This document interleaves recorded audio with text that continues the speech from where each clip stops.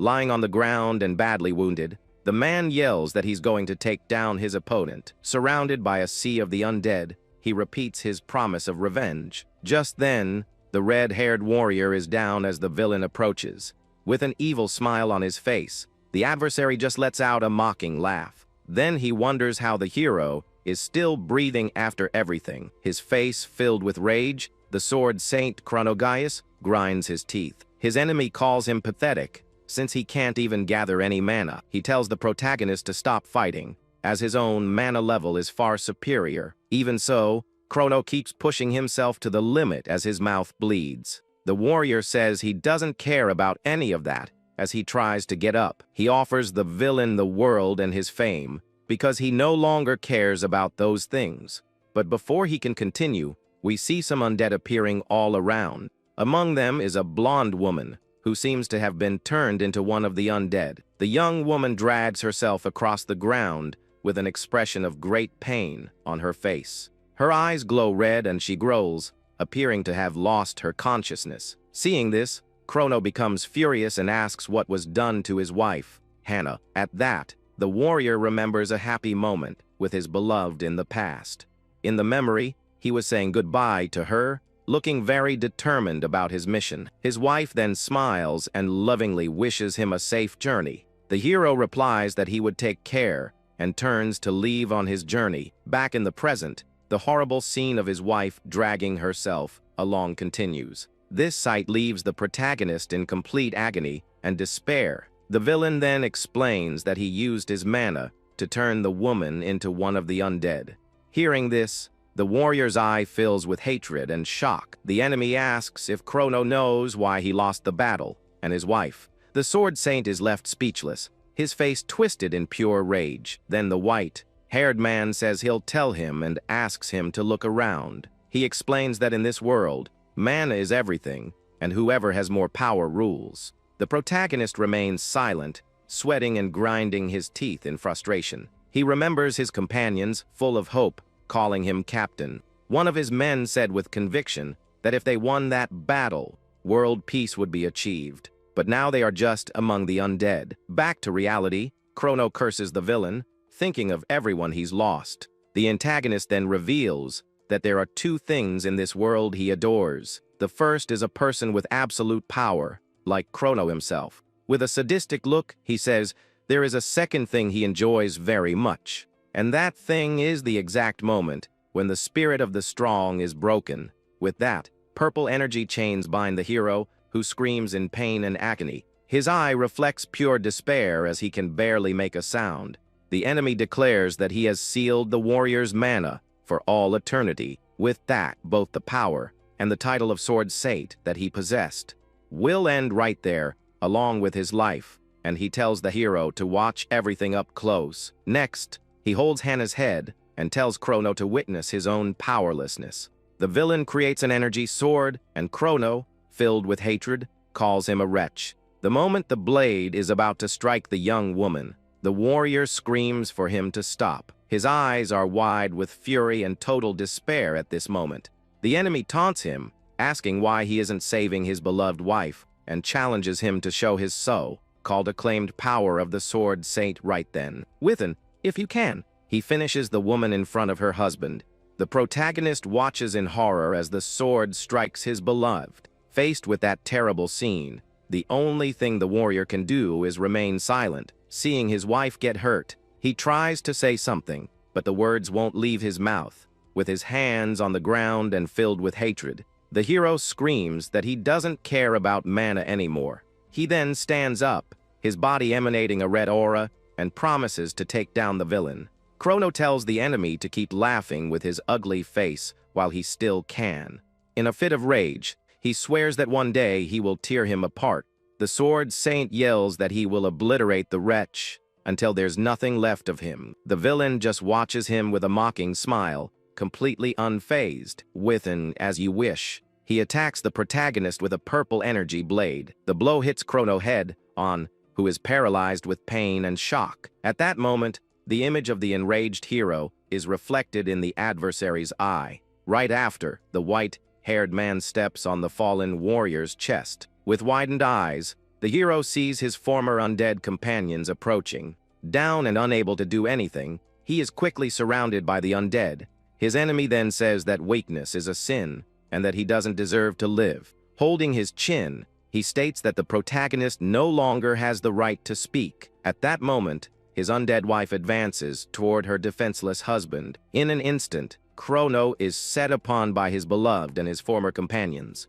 The undead begin to swarm him as he screams in agony and despair. His eye fills with veins as his life slowly begins to fade away. At this moment, you can see the undead Hannah crying black tears of pain. The villain watches the whole scene with a cold and completely emotionless gaze. He introduces himself as Gilgran Proud and tells the hero to speak his name in the underworld. With his last breath, the protagonist repeats over and over that he will take him down, but suddenly everything goes dark, and a mysterious blue light appears out of nowhere. Floating in this void, the warrior wonders what's happening and sees a shadow. The mysterious figure lands in front of him, showing it's not just an illusion. The hero stares at the entity, who comments on him screaming about revenge until the very end.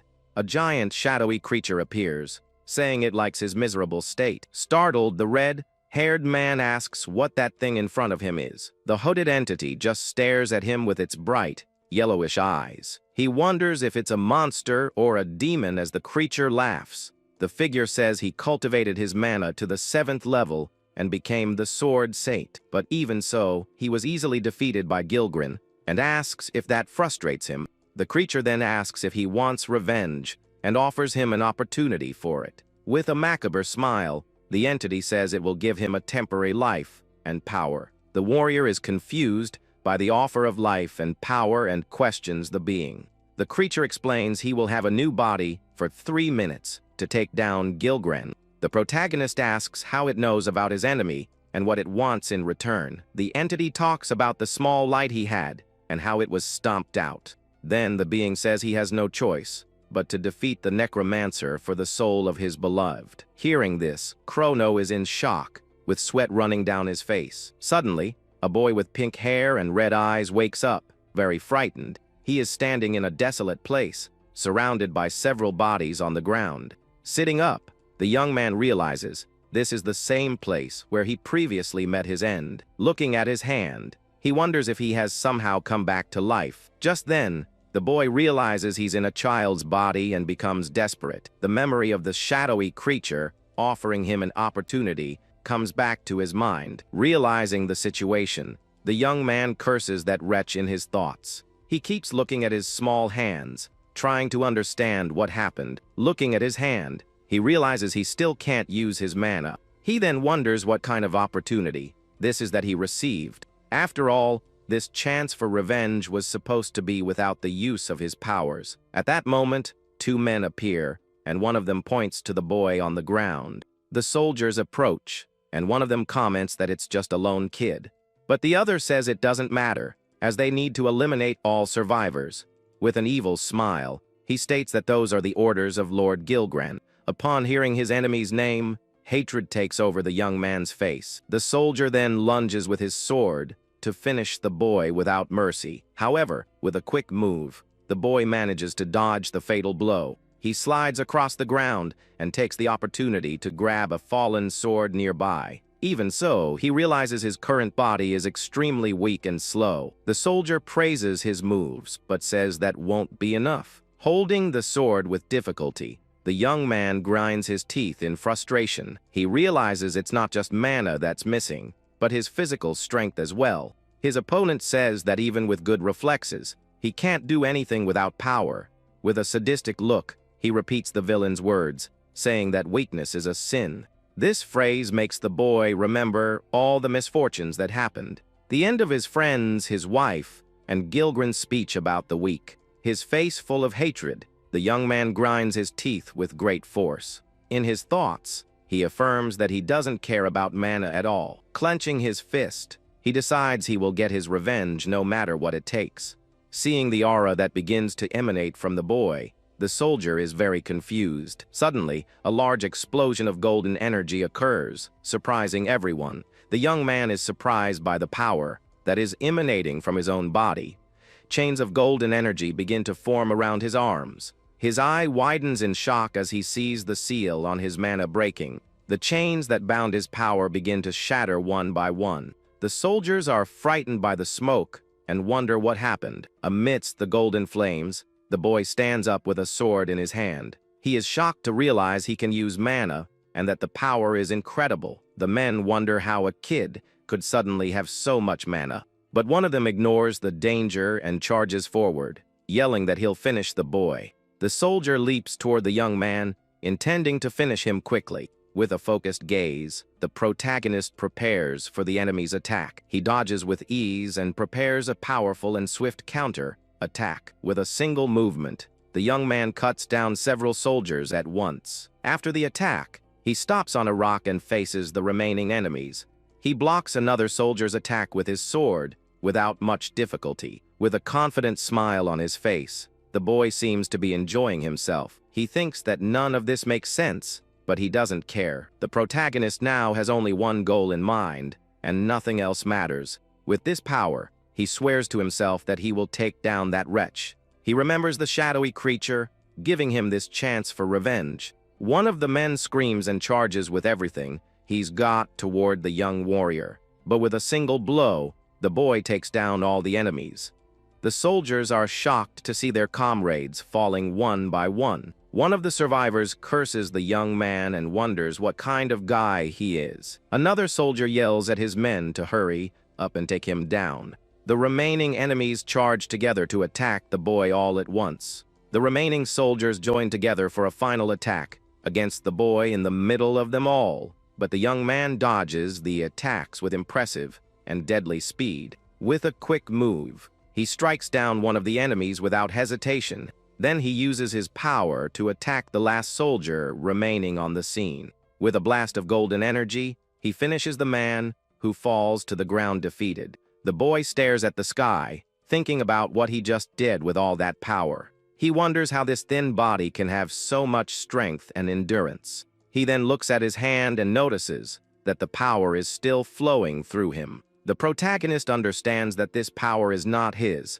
but belongs to the original boy. He then thinks that maybe he doesn't need mana if he has this boy's power. He recognizes his fighting style, but notes that his mana has never been this strong. Looking at his reflection in the sword, he becomes thoughtful about this strange situation.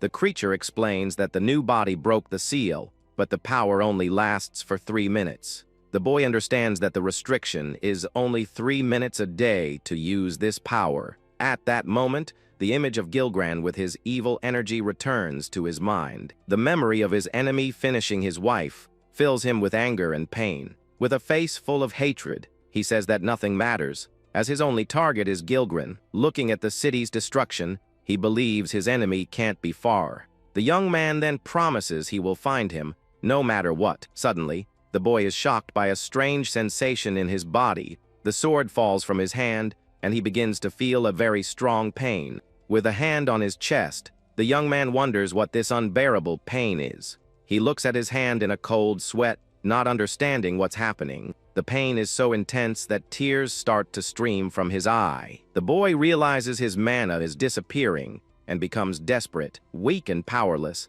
He curses the situation as he begins to pass out. He struggles to stay conscious, but the exhaustion is too great. His eyes close, and he completely blacks out amidst the darkness. A voice asks why the boy is still alive and complains about their father. Another voice then asks who those people are and where their father is. The voices decide to throw him in the forest to be eaten by wild beasts. Next, we see someone walking and humming peacefully through the forest. But the young man wakes up tied up on the ground, unable to move or react. 2 blonde boys stare at him and mock him for having no mana, but being lucky. One of them then smiles and says that this time, he will definitely meet his end, Seek. The protagonist understands that Seek is the name of the body he was reincarnated into. The boys call him a loser and say he doesn't belong in their family. He realizes the boy also had a difficult life and was cast out by his family. One of the youths then throws a brown substance on the tied up boy's head. He smiles and tells Seek not to worry, as a monster will find him soon. The protagonist then tells the boys to untee him, leaving them confused. One of the brothers mocks him and asks if he's begging for his life. With a cold gaze, the young man says he will repeat what he said only one more time. His face is full of anger, and he repeats firmly for them to untie him. The brothers are terrified when they see a blue energy coming from the boy's body. One of them shouts for his brother Grika to run, but he doesn't understand why. Grika asks why his brother is scared, since Seek has no mana. The other boy stammers, unable to explain, and Grika becomes more confused. Then he says they carry the name Gilgran, and shouldn't be so pathetic. Upon hearing his enemy's name, Seek's eyes fill with pure hatred. Scared, one of the brothers runs off in a panic, and the other shouts for him to wait, not understanding anything. Seeing his brother's cowardice, Grika clicks his tongue in anger and frustration. Meanwhile, the protagonist's eye glows red, showing his hatred. As he flees, the young man shouts for Seek not to get cocky and to be devoured by monsters. Tied on the ground, the protagonist watches the two brothers run far away into the forest. Then the boy repeats the names of the two brothers, Grika and Gryat, under his breath. He remembers they called him Seek with no mana, and with that, he understands the situation better. With a smile on his face, he thinks he has a few questions to ask the two young men. But first of all, he needs to get rid of the ropes, and at that moment, a giant foot appears. The enormous creature stops in front of him and stares at the young man tied on the ground. A giant rhinoceros with glowing purple eyes, drooling, stares at him, ready to attack. The creature's shadow covers him completely, and he is startled to see a rhino, Beast. He is shocked by the size of that monster, the ruler of the forest. Without wasting any time, the huge rhino, Beast, charges at the defenseless boy. His face full of determination, the young man tries to move somehow to escape. At the last second, he manages to break free from the ropes and jump to the side, escaping. He thinks that a child's body wouldn't withstand a single blow from that creature. Kneeling and panting, the young man confirms that he at least managed to get rid of the ropes. The creature attacks again, but the boy dodges by nimbly jumping over it. He tries to use his powers, but realizes he really can't use his mana. So he wonders how he used that absurd amount of mana to defeat the soldiers before. The young man lands a punch on the monster's head, but the blow barely scratches the creature. The impact of the punch is so strong that he injures himself and ends up spitting blood.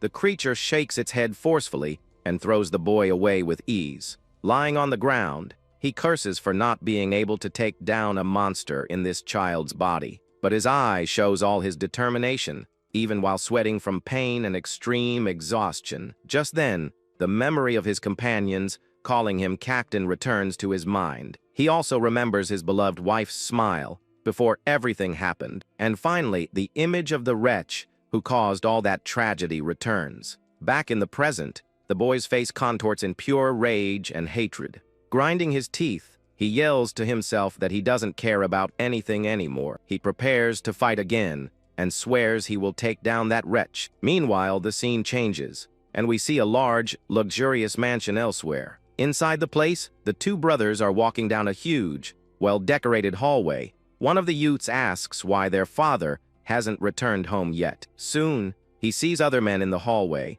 and becomes curious about their presence there. A red-haired man greets them, and the young man asks if something happened. The man says the situation is worse, and that the squad sent to Ganchable was annihilated. Hearing this, the two brothers are completely shocked by the news. They ask who could have done such a thing, but the man says they have no leads. He confirms that, so far, they still haven't found the one responsible for the attack. The two brothers look at each other with an expression of worry and fear on their faces. Grika then remembers that Ganshubal was exactly where they left Seek. With this, he starts to think that maybe the boy knew something, but his brother says it doesn't matter, even if the young man knew something. Suddenly, the sound of a door opening echoes through the hallway, grabbing everyone's attention. Thinking it's their father, the youths prepare to go and greet him. The boy gets worried and thinks that if Seek knew something, they shouldn't have abandoned him. Annoyed,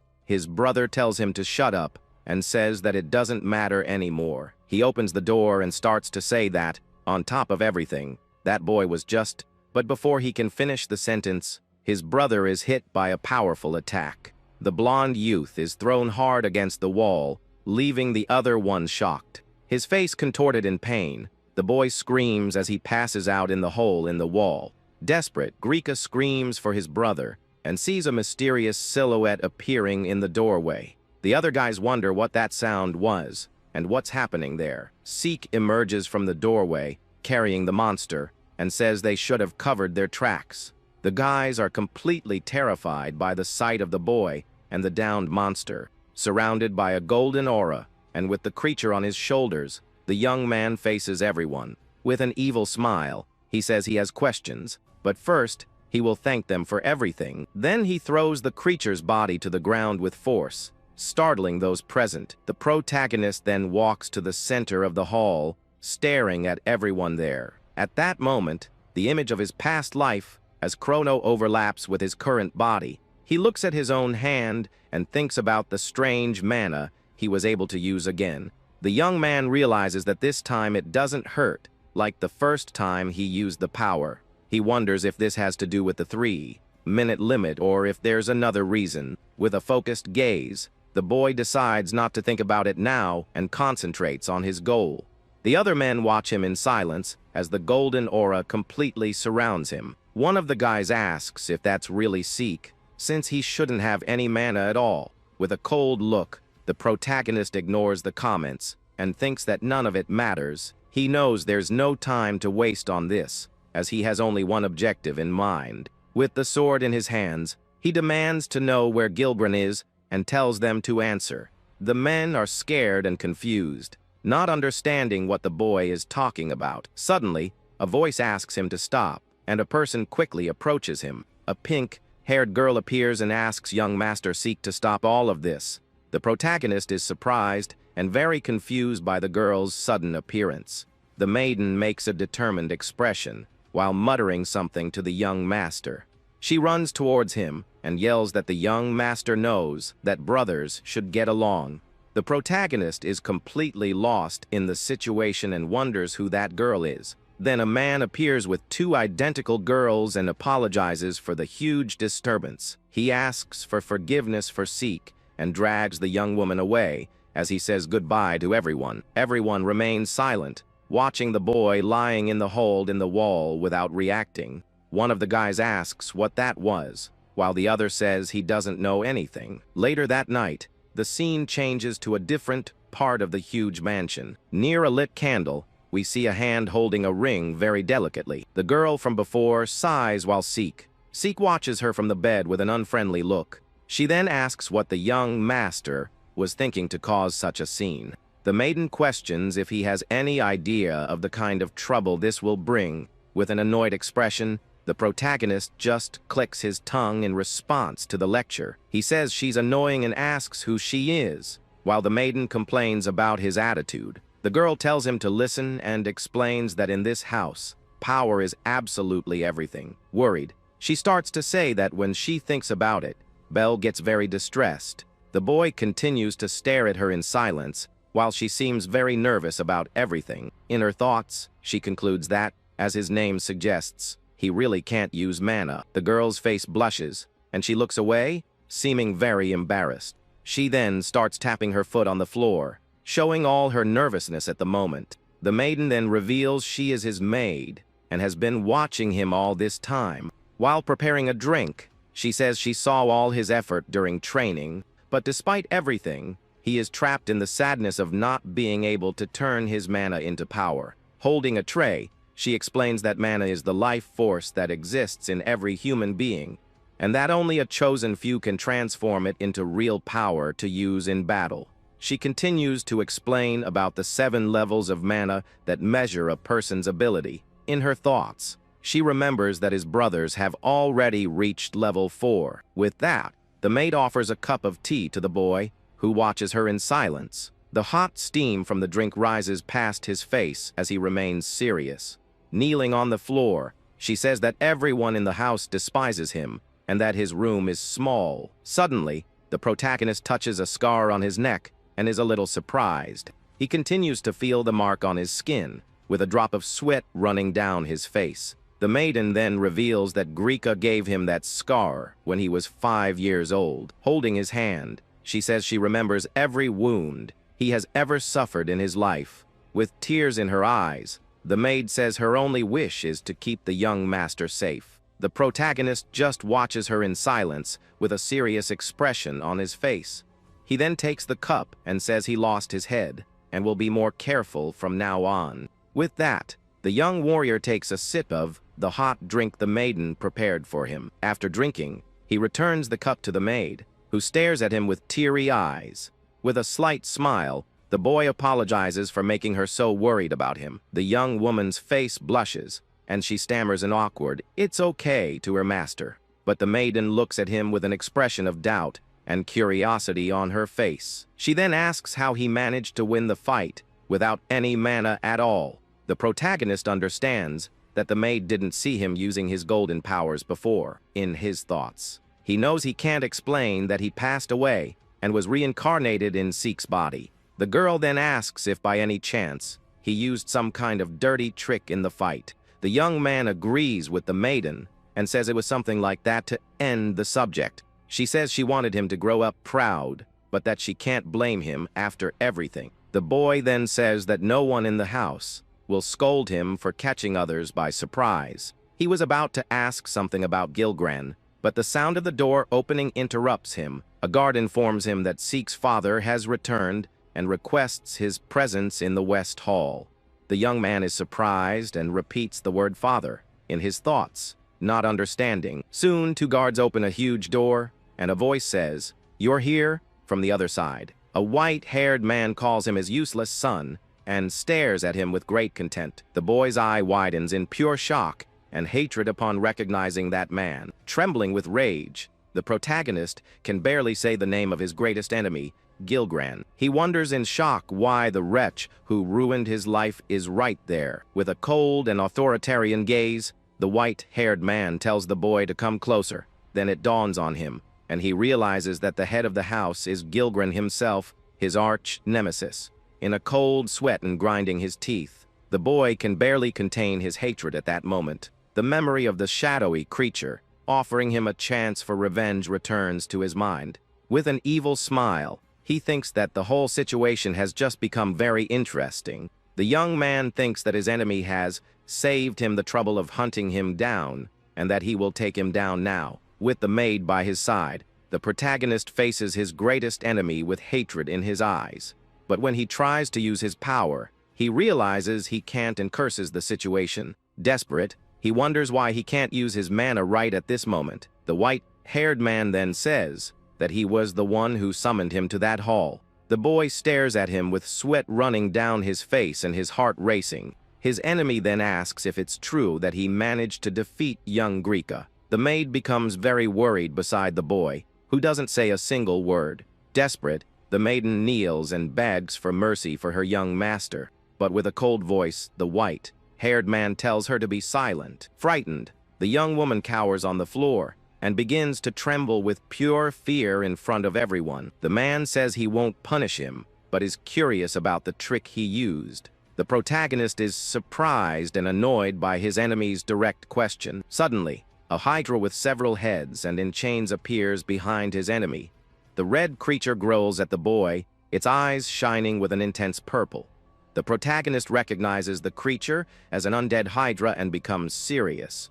The man then says that in this family, power is everything and challenges him to show his. The creature approaches the boy, who faces it without showing a single bit of fear. The maid falls to the floor, frightened, and the young master continues to stare at the creature. The maiden shouts that the monster's mana level is 5, and then corrects it to 6.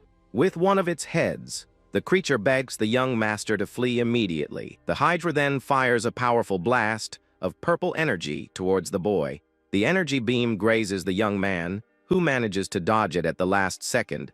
In the move to dodge, he grabs the maid and protects her from the deadly attack. The protagonist thinks that even the strongest hydras only reach level 4. He faces the creature and realizes that without his mana, there is no chance of victory.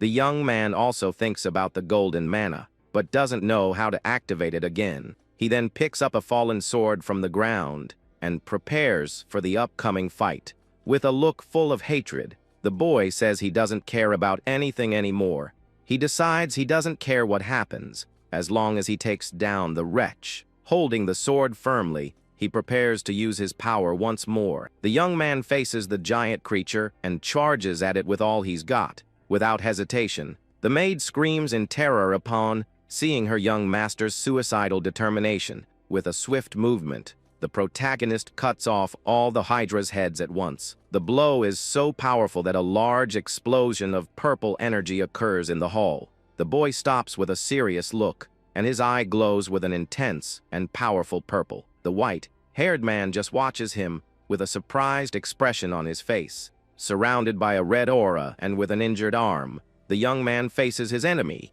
The maid calls him young master, shocked by what she just witnessed. She wonders how he gathered so much mana, reaching the 7th level of power. The boy watches her from the corner of his eye. With a serious and focused expression, the white-haired man then praises him with a sadistic and mocking smile on his face. He notices that his son didn't react to the mana and that the Hydra was nothing to him. With an evil smile, the boy says it doesn't matter what he's hiding, because he knows what to do. He points the sword at his enemy and says that now it's his turn to pay. With the sword in hand, the young man prepares to attack the man on the throne. He charges with everything he's got, while his enemy just watches him with a smile. The maid is terrified, watching the scene unfold before her, unable to react. With tears in her eyes, she calls for the young master in a tone of pure despair. The maiden screams for him not to continue and to stop the attack immediately, but the protagonist ignores her and,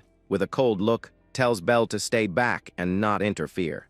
With a serious and hate-filled voice, he threatens her, saying he will take her down if she gets in the way. The maid is completely shocked and terrified by her master's threat. She falls to her knees on the floor, trembling with fear and unable to say a single word. With a quick blow, the boy knocks her out, so she won't get involved in the fight anymore. He glances at her from the corner of his eye with a cold and determined expression. After ensuring she is safe, the young man turns his attention back to his enemy. The white-haired man praises the boy's gaze with a satisfied smile. He says his mana is strong enough to take down his Hydra, and that he has changed. With a sadistic look, the man asks what the boy intends to do next. The protagonist says he's going to tear him to pieces right there, and his red aura intensifies. Without wasting time, the young man charges at his enemy with his sword. He leaps into the air and prepares a powerful blow to end the fight once and for all. With his eyes glowing red and filled with fury, the young man shouts as he attacks. The white-haired man easily dodges the blow and prepares a counter-attack. He lands a powerful punch on the boy, who is thrown hard against the floor. With no time to react, the protagonist is bombarded by several consecutive attacks. Down and with his body injured, the young warrior grinds his teeth in pain and frustration. In his thoughts, he is surprised by his enemy's absurd power. The man then warns him not to get distracted and moves in for another attack. With a quick blow, he hits the protagonist, who starts to spit blood. In an instant, the white-haired man appears behind the boy and attacks him again. The protagonist can barely defend himself from the attacks and is thrown far away. Surrounded by the red aura, the young man leaps into the air for one last desperate attack, but his enemy blocks the blow with his sword without much difficulty and smiles. With a quick move, the white-haired man disarms him and throws him to the ground. With a mocking smile on his face, he watches the fallen and defenseless boy before him. He says it's still not enough, but it's very different from the weakling he used to be. His face full of pain and anger, the boy tries to get up but can barely move. The man then asks how he got that strength and if he has awakened his bloodline. The red aura begins to dissipate, and the boy remains silent on the floor. He realizes the situation is the same as in his past life and becomes desperate. The memory of being defeated and humiliated returns to his mind with great force. He knows the enemy's power is not just strong, but something far beyond that. In his thoughts, he understands that there's something wrong with that man's mana. He realizes that if he keeps attacking like this, the only thing awaiting him is his end. His sword saint instincts scream at him to retreat and flee from this fight, down and powerless. He curses the situation and wonders if he will lose again. In a mocking tone, the man asks why he is silent and taunts him. The boy remains on the floor without saying anything as the red aura completely vanishes. With a satisfied smile, the man says that silence is a great answer. He talks about the family creed, where the victor is justice and the weak are sinful. The man then says he will ignore the fact that he raised his sword against him. He offers the boy a reward and tells him to state his desire. The protagonist is shocked by the proposal and wonders what he should do. The memory of his companions calling him captain returns to his mind with force. He also remembers his wife's smile and her tragic end in his arms. Lying on the floor, he thinks that he has already passed on once, and that now he needs to do the right thing. With that, he decides he needs to drag all of his enemies' secrets into the light. The white-haired man stares at him in silence, waiting patiently for his answer. Kneeling, the boy says he wants to see his father's command of the undead. The man is surprised by the request and repeats the young man's words with curiosity. With his eyes fixed on his enemy, the protagonist firmly confirms his desire. The white-haired man stares at him for a moment and seems to consider the proposal. After a moment, he tells the boy to follow him and turns to leave the hall. The scene then changes to a dark and gloomy hallway, lit only by torches. The man opens a secret door and enters a dark and mysterious passage. He descends a spiral staircase and tells the boy to say why he became interested in this. The young man follows him in silence, and the staircase seems to lead to a very deep place. He then explains that he felt his father's strength through the mana of the Hydra he faced, and he thought he could learn something from it to become stronger. The white-haired man just says, "I see," and continues down the stairs. Suddenly, the boy starts to feel weak and asks what is happening to him. But he plays it off, saying it's nothing, and that he's just a little tired from the fight. In his thoughts, he curses the situation for happening at that very moment. Grinding his teeth, he says he can't pass out there, not for his men, and especially not for his beloved wife, Hannah, whom he loves so much and wants to avenge. The scene then changes, and a flashback begins, showing a city at night. In a luxurious hall, the protagonist in his past life is standing, looking very serious. He seems to be waiting for someone, and turns his head with a very annoyed expression. Suddenly, his wife appears and asks how her dress looks, and if it suits her. Seeing her, the warrior is completely speechless, and just says her name. With his arms crossed, he says he doesn't know, and that clothes don't matter much. His wife then scolds him, saying that's not how things work anymore. She reminds him that is the sword saint, he is the pride of the empire, and she is his wife. The maiden then lovingly adjusts his clothes and helps him look more presentable. With a smile, she says he looks wonderful and compliments him with great love. The warrior's face blushes, but he tries to hide it with a serious expression. With her eyes closed in a radiant smile, the young woman seems very happy beside him. Back in the present, the boy clenches his fist tightly, remembering his beloved. In his thoughts, he apologizes to his wife for not being able to protect her. He swears to himself that he will finish that wretch, no matter what it takes. The white-haired man says they have arrived, and the boy glares at him with hatred. Standing in front of a huge door, the man says that this is the place he wanted. He then opens the door and enters the dark and mysterious place without another word. The protagonist enters next and is completely shocked by what he sees. A huge room is filled with undead of all types and sizes. From a high platform, he observes the terrifying scene, unable to believe what he's seeing. With wide eyes and a cold sweat, he wonders what kind of place this is. The boy remains silent, completely paralyzed by the shock and horror of the scene. The man then explains that the dead have no emotions or any will of their own, but that every now and then, something interesting emerges among the undead he creates. The boy's eye widens in pure shock as he sees a familiar figure among them. He sees an undead woman who cries nonstop and seems to be very sad about something. The man says she seems to be waiting for someone and observes her with curiosity. The protagonist recognizes the woman and whispers the name of his beloved wife, Hannah. His enemy then questions if even in her final state, She is still searching for something. With an evil smile, he holds the undead's head and asks what's wrong. He then offers her to the boy and tells him to come closer and take a good look. The white-haired man holds her tightly while the undead struggles nonstop. The sight of his wife in that situation makes the young man's blood boil with pure hatred.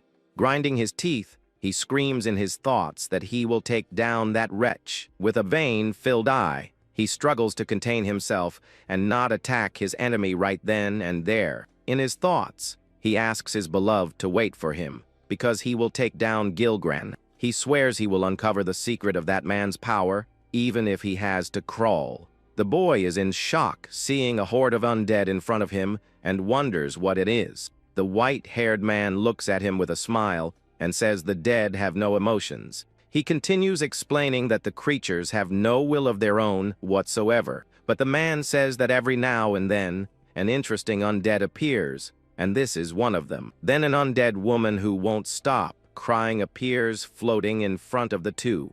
With a mocking look, the man asks if it doesn't seem like she's waiting for someone. The protagonist recognizes the woman and whispers the name of his beloved wife, Hannah. His enemy then questions what's wrong and asks if this was what he wanted to see. With an evil smile, he offers the creature and tells the boy to come closer for a better look. The undead woman tries to reach out to the boy while attempting to say his name. Back in his room, the young man is lying down but can't sleep, remembering the scene. Outside, a heavy rain is falling as he remains awake in his bed. He sits up in bed with a lost gaze, and the light from a lamp illuminates the room. In his thoughts, he swears to his beloved that he will endure a little longer for her.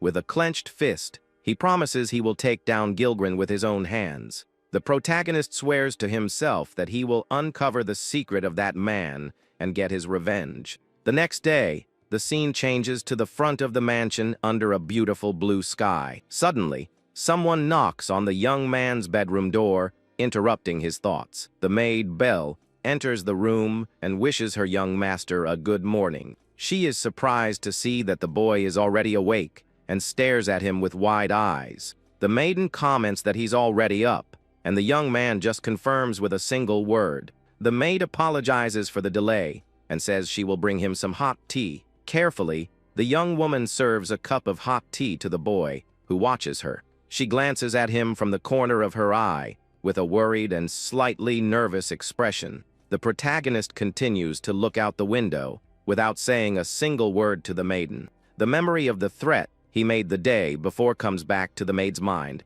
The young woman trembles with fear and takes a step back with a very scared expression. She then apologizes for what happened yesterday, and he says he lost his composure. The maiden says he has finally awakened his mana and that she was shocked by the power. With a smile, she says that more than anything, she is very happy for her young master. The boy thinks that to take down Gilgren, he needs to unravel the mystery of his power. He reflects that surprise attacks and cheap tricks won't work against that man. The protagonist wonders what kind of sinister mana that is, and that he doesn't understand any of it. He then realizes he doesn't have enough information to start his plan for revenge. The maid starts to cry and asks why he is ignoring her like that. She sobs and says she did her best for Lord Gilgren, for the young master's sake. The boy denies it and explains that he isn't ignoring her and was just thinking about something. The maiden says he has come to hate her, but she will continue to serve him nonetheless. The young man then decides to ask her if she knows anything about Gilgren's mana. The maid is confused by the question, and the boy says that any information will do. She says she doesn't know anything, but has never felt a life draining mana nearby. The protagonist then realizes that the young woman also felt that strange sensation. He thinks that mana is life itself, a pure life force, and that something is wrong. But his enemy's mana contradicts this, and he thinks this might be the key to the secret. The young man remains silent for a moment and continues to think about what he just discovered. The maiden says she is worried about tomorrow's exam and wishes it would be postponed. The protagonist is surprised by the maid's words and looks at her with curiosity. He stands up and asks the maiden what exam she's talking about, and she is confused by the question. She explains that it's the house's training exam, which he can take now that he is 10 years old. With a serious look, the boy repeats her words about the Gilgran family's training, but with a cold look, the boy says he's not interested and has no time to waste. The maid insists that in the Gilgran house, everyone takes the exam at 10 years old, and that it's serious. She explains that those who don't show up or fail are exiled, as the weak have no place there. The protagonist remains silent, processing the new information with a serious expression. In his thoughts, he wonders why his enemy is so obsessed with proving his strength. The young man then considers if the exam has any connection to the secret of his father's power. With that, he asks Belle if passing the test will get him closer to his target. The maiden replies that if he passes, he could be assigned to the guard unit. She explains that even the lowest ranking soldier in the guard receives direct orders from the Lord. The boy understands the opportunity before him and says he grasps the situation. The scene then changes to the exam location, which looks like a large castle or academy. In the main courtyard, several youths are gathered, waiting for the training to begin. A blond boy with a bandage on his face notices the arrival of a new person. The protagonist arrives at the location, accompanied by his maid, Belle, who is worried. With a determined look, the young man faces the other participants, who observe him with disdain. The blond boy recognizes him as Zeke and wonders what he's doing there. Another youth questions if the manhwa less Zeke is really planning to take the exam. The blonde scoffs, saying he was sure he would chicken out and be kicked out of the family. He then comments that the boy must be full of himself after what happened the other day. Worried, the maid asks her young master not to push himself too hard in the test. The maiden says that if he gets hurt even more, she will be very worried about him. The protagonist calls her persistent and tells her not to worry, as he will be fine. In his thoughts, the young man admits that the truth is very different from what he shows. He thinks that he doesn't know how far he can go in this body, but he can't be exiled. To uncover Gilgran's secret, he needs to stay close, and this is his chance. With that in mind, he decides he will pass the exam as Zeke, no matter what it takes, and that afterwards, he will expose the secret and take down his enemy to save his beloved Hannah. Suddenly, a voice calls him from behind, and he turns to see who it is. A group of 3 bullies confronts him, and the leader asks what he is doing there. The bully jumps in front of the boy, and the maid is startled by the sudden appearance. The youth scoffs, saying it's impressive he made it back from Gangstable in one piece. The group leader looks at him and tells him not to even think about taking that day's exam.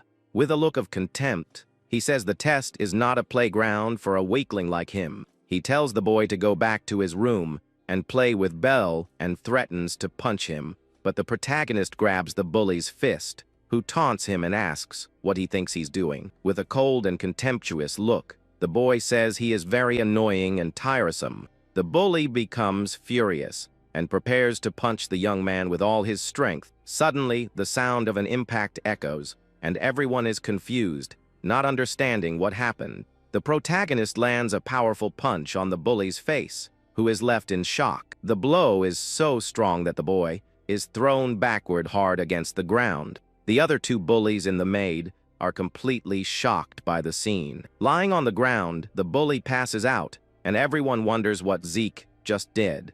The protagonist says he won't wake up for at least half a day and faces the others. The blonde boy is shocked and wonders since when that weakling knew how to fight. With his teeth clenched in anger, the blonde can't believe what he's seeing. Suddenly, a man appears and says that's enough and to end the show. The man with glasses and a mustache tells everyone to gather around as the exam is about to begin. The protagonist just gives a slight smile with a confident and victorious expression. The scene shows the courtyard again, with all the youths gathered around the fountain. The man explains that the 23 gathered are heirs of Gilgran and candidates for the exam. One of the youths asks aloud if the count of 23 participants is correct. All the other candidates shout that yes, and the man with the mustache says he understood the answer. He then takes out a scroll and says that even though everyone knows the rules, he will read them.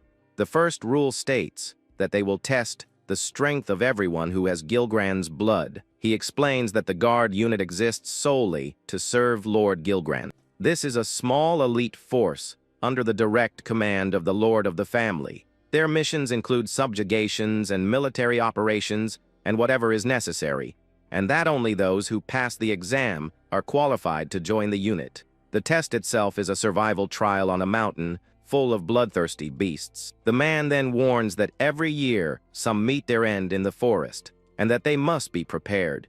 The protagonist listens to everything with a serious and focused expression on his face. Suddenly, a voice announces that on top of everything, this year they will add one more rule. The youths are completely shocked by the news and stare at the approaching figure. To everyone's surprise, Lord Gilgran himself appears in the exam courtyard. Immediately, all the participants kneel in a sign of respect and submission. But the protagonist remains standing and faces his enemy with a look full of hatred. He clenches his teeth in pure rage and frustration upon seeing the man in front of him. The image of his beloved wife turned into one of the undead returns to his mind with force. In his thoughts, he swears he will pass the exam as Sheik, no matter the cost. With blood trickling down his leg, he prepares to kneel in front of everyone. With difficulty and filled with hatred, the young warrior finally kneels on the ground. He stares at the Lord with his eyes glowing red and calls his name in his mind. The white-haired man observes him with a sadistic and mocking smile on his face. He then announces that the extra rule is that each of them must protect an undead, and that during the exam, each one will receive an undead and risk their life to protect it. One of the youths thinks that this must be a rehearsal to protect him in the future. The protagonist remains silent and just stares at his enemy with hatred in his eyes. A guard then approaches and places an iron chain on each participant's wrist. All the youths are chained to the undead they must protect in the exam. With his arms open, the Lord explains that the mana supply to the undead has been cut off. This means that if they are defeated, they will not be revived, and protecting them will be worthwhile. The boy stares at the undead he has been chained to with an expression of disgust and contempt. In his thoughts, he curses the Lord and calls him a sick and crazy wretch. With a look of pure disgust, the boy wonders what the heck that thing in front of him is. One of the youths complains that his undead is crying and says that it's disgusting. Suddenly, the protagonist realizes with horror that he is chained to his wife's undead form. Lord Gilgran looks at him with a malicious and satisfied smile about the situation he created. His face twisted with hatred. The young man calls him a piece of trash in his thoughts. The man then tells his sons to go and show their strength, and they all shout in response. The boy swears he will pass the exam, and that afterwards he will take down that wretch. A hand with a purple aura appears, and a voice says that the first test is survival, and that they must guard the undead that was assigned to each of them in the exam. All the participants respond in unison that yes, and prepare for the test. With his teeth clenched in anger, the young man swears to himself that he will pass that test. He needs to get closer to Gilgran to discover the secret behind his power, and that he doesn't care what he needs to do as long as he reaches the end of the exam. With the image of his companions, he swears he will take down Gilgran and save Hannah. The scene then returns to the conversation with Belle about the family's special training. The young woman explains that the training involves hunting wild animals in the forest, and also hunting magical beasts, and in some cases even other human beings. The young man listens attentively to every word with a serious and focused look on his face. The maiden says she has heard of them throwing siblings on a deserted island and raising the survivors. She then says that to someone like her, all of that seems cruel, and that he remembers it well. The boy nods in agreement, but thinks that he doesn't know any of that firsthand. Back in the present, the maid looks at him and asks if anything about it bothered him. With a distant look, the young protagonist says no and tries to hide his surprise. He then says that everyone in that house only talks about strength and wonders if it's that big of a deal. The maiden explains that the house's history is recent, but the customs have existed for decades, and that with this creed, they have grown into a strong martial house, recognized by all. In his thoughts, the boy feels that something is wrong because the family is new He wonders why they are so obsessed with power if they don't have much honor to protect. Looking at a portrait of Gilgren, he thinks that instead of answers, he only has more questions. The maid says that he too, as a young master, must follow these house customs. With a sad and worried look, the maiden continues her speech about his future. She says that if the Lord doesn't acknowledge him, he won't be able to stay, and that she is prepared. But if he somehow manages to remain in that large and dangerous mansion, young Belle would be happier than anything else in the entire world. The protagonist listens to everything in silence and becomes thoughtful with the maid's words. Back in the exam courtyard, the hands of all the participants are chained. The blonde boy is disgusted at being chained to an undead that won't stop crying. He then asks if he can switch undead, as he won't be able to hunt like this. But the man with the mustache says the Lord's decision is final and that the chains are magical. The youth insists and says that if he loses points because of this, it will be the worst of all. Suddenly, Lord Gilgren tells him to do as he pleases and looks at him with contempt. He then says that if he has real strength, the undead doesn't matter, and if not, he should leave. Terrified, the boy apologizes and says that's not what he meant to say to his father. With a clenched fist, he shouts that he will complete the trial without fail, and the protagonist watches. The white-haired man stares at him for a moment and seems not to care about the promise. He then turns to leave the place and turns his back on all the young participants. The Lord says he understands and tells him to do his best, as he expects good results. With a grin from ear to ear, the blonde boy thanks his father very happy. The man watches him for a moment and seems to be waiting for something more to happen. The blonde boy then turns and calls out Sheikh's name in a mocking tone. But to his surprise, Lord Gilgren turns around and asks what he wants with his son. The protagonist then says he will pass the exam and earn the right to stand by his side. With his eye glowing red, he tells his enemy to just wait and see. The white-haired man stares at him with a serious and somewhat surprised expression on his face. He then says that everything depends on their strength and that they must prove their worth to him. With that, the Lord disappears in a purple mist, and the blonde boy says he's gone. Furious, he yells at the protagonist and accuses him of disrespecting the father of them all. The protagonist then calls him by name and looks at him with a serious and cold expression. With a threatening look, he tells the blonde not to dare lay a finger on the undead. With clenched teeth, he threatens him, saying that the second time he does it, he will take him down. The boy then turns his back on the blonde and walks away without another word. Shocked and confused, the youth wonders what he's talking about and why it makes no sense. In his thoughts, he wonders if the protagonist is declaring him a rival. With his face full of anger, he understands that the boy is telling him not to give up, but with a mocking smile, he says he doesn't need his pity and calls him little brother. The man with the mustache then gets everyone's attention and asks if they are ready to begin. With a lamp in his hand, he announces that time is up and the first exam will begin. The man says that the flame entrusted to them by Gilgren will finally signal the start of the test. With that, a purple flame emerges from the lamp and envelopes all the participants in a strange light. The protagonist faces the power with a serious expression as the energy completely surrounds him. He then realizes that this is actually a powerful teleportation spell. In the empty courtyard, the man with the mustache and the maid observe the place in silence for a moment. Then the man wishes for luck to favor the youths, while the maiden looks at him, worried. Young Belle whispers her young master's name, with a very sad expression on her face. The scene then changes to a dense forest, and a purple light indicates that someone has arrived. The boy appears, chained to the undead, and looks around to analyze the new location. Looking at his undead companion, the young man says it seems they have finally arrived. He then supposes that the other participants must have been thrown somewhere else in the forest. The pair then begins to walk through the forest, which has giant mushrooms and a skull along the way. From a distance, we see the boy and his undead walking through the forest in search of something.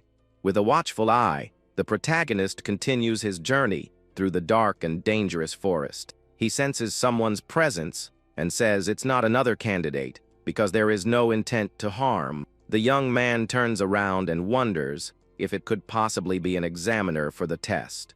His attention is drawn by a purple smoke that appears floating among the trees. The smoke forms words that explain the rules of the first survival exam. The boy reflects on how cruel the family is, and that the victor always dictates justice. He then thinks that the answer to Gilgrand's obsession lies beyond this exam. With a serious and determined expression, the young man faces the challenge before him. Suddenly, a large black bird appears in the sky, and the boy looks up, surprised by the noise. The huge creature with glowing eyes charges toward the two with great speed. The young man says that a magical beast has already appeared, and that it saves him the trouble of hunting one. In his thoughts, he remembers that he has already passed on once, and now has a second life, and that he can't make any mistakes with this new chance as the monster approaches. He then leaps towards the creature and says, "This might be the fastest way." With a look full of hatred,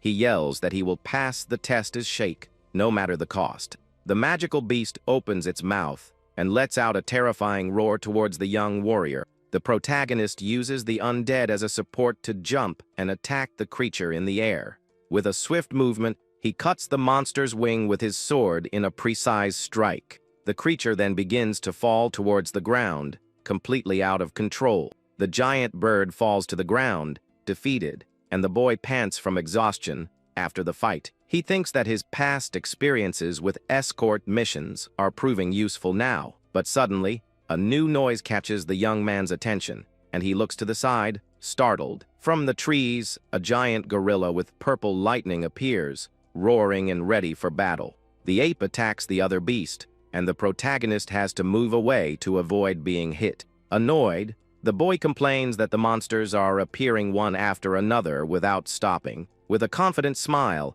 he says he has already lost twice and won't lose again. He then faces the two beasts and says he will use them for his warm-up. The protagonist leaps into the air again and prepares to face both monsters. After the fight, both creatures are down, and the young man says that should do it. He wonders if the examiners are even keeping score somewhere. With his eyes narrowed, the boy senses a new presence approaching him from behind. The young man turns and manages to dodge a swift attack that came his way. He is surprised by the attack and doesn't understand what just happened in front of him. A blue-haired boy praises him and says he wasn't bad at all for a mana-less weakling. The protagonist asks who he is and what he wants with him at that tense moment. The blue-haired youth just gives a slight smile with a very mocking look. He says to skip the small talk and that he will turn him into beast food right away. The protagonist, with a mocking smile, says that a mana-less weakling doesn't even deserve to live. He thinks this is the kind of thing his family would do, and that he hates all of it. The young man then reminds him that the victor is justice, and that all his actions are forgiven. With a cold look, he says that since his enemy attacked first, he should expect no mercy. The adversary is impressed and says he's not bad at all for someone without a drop of mana. The opponent's sword begins to glow with a very intense and dangerous bluish energy. With a furious shout, the boy charges forward and calls the protagonist by name with hatred in his eyes. But the young man faces him and says that since he attacked first, he will have no mercy on him. With a look full of determination, the boy vows to show all his strength now. The enemy gives a slight smile and calls him a mana-less freak with great contempt. With that, he charges forward with all his speed to attack the protagonist with his sword.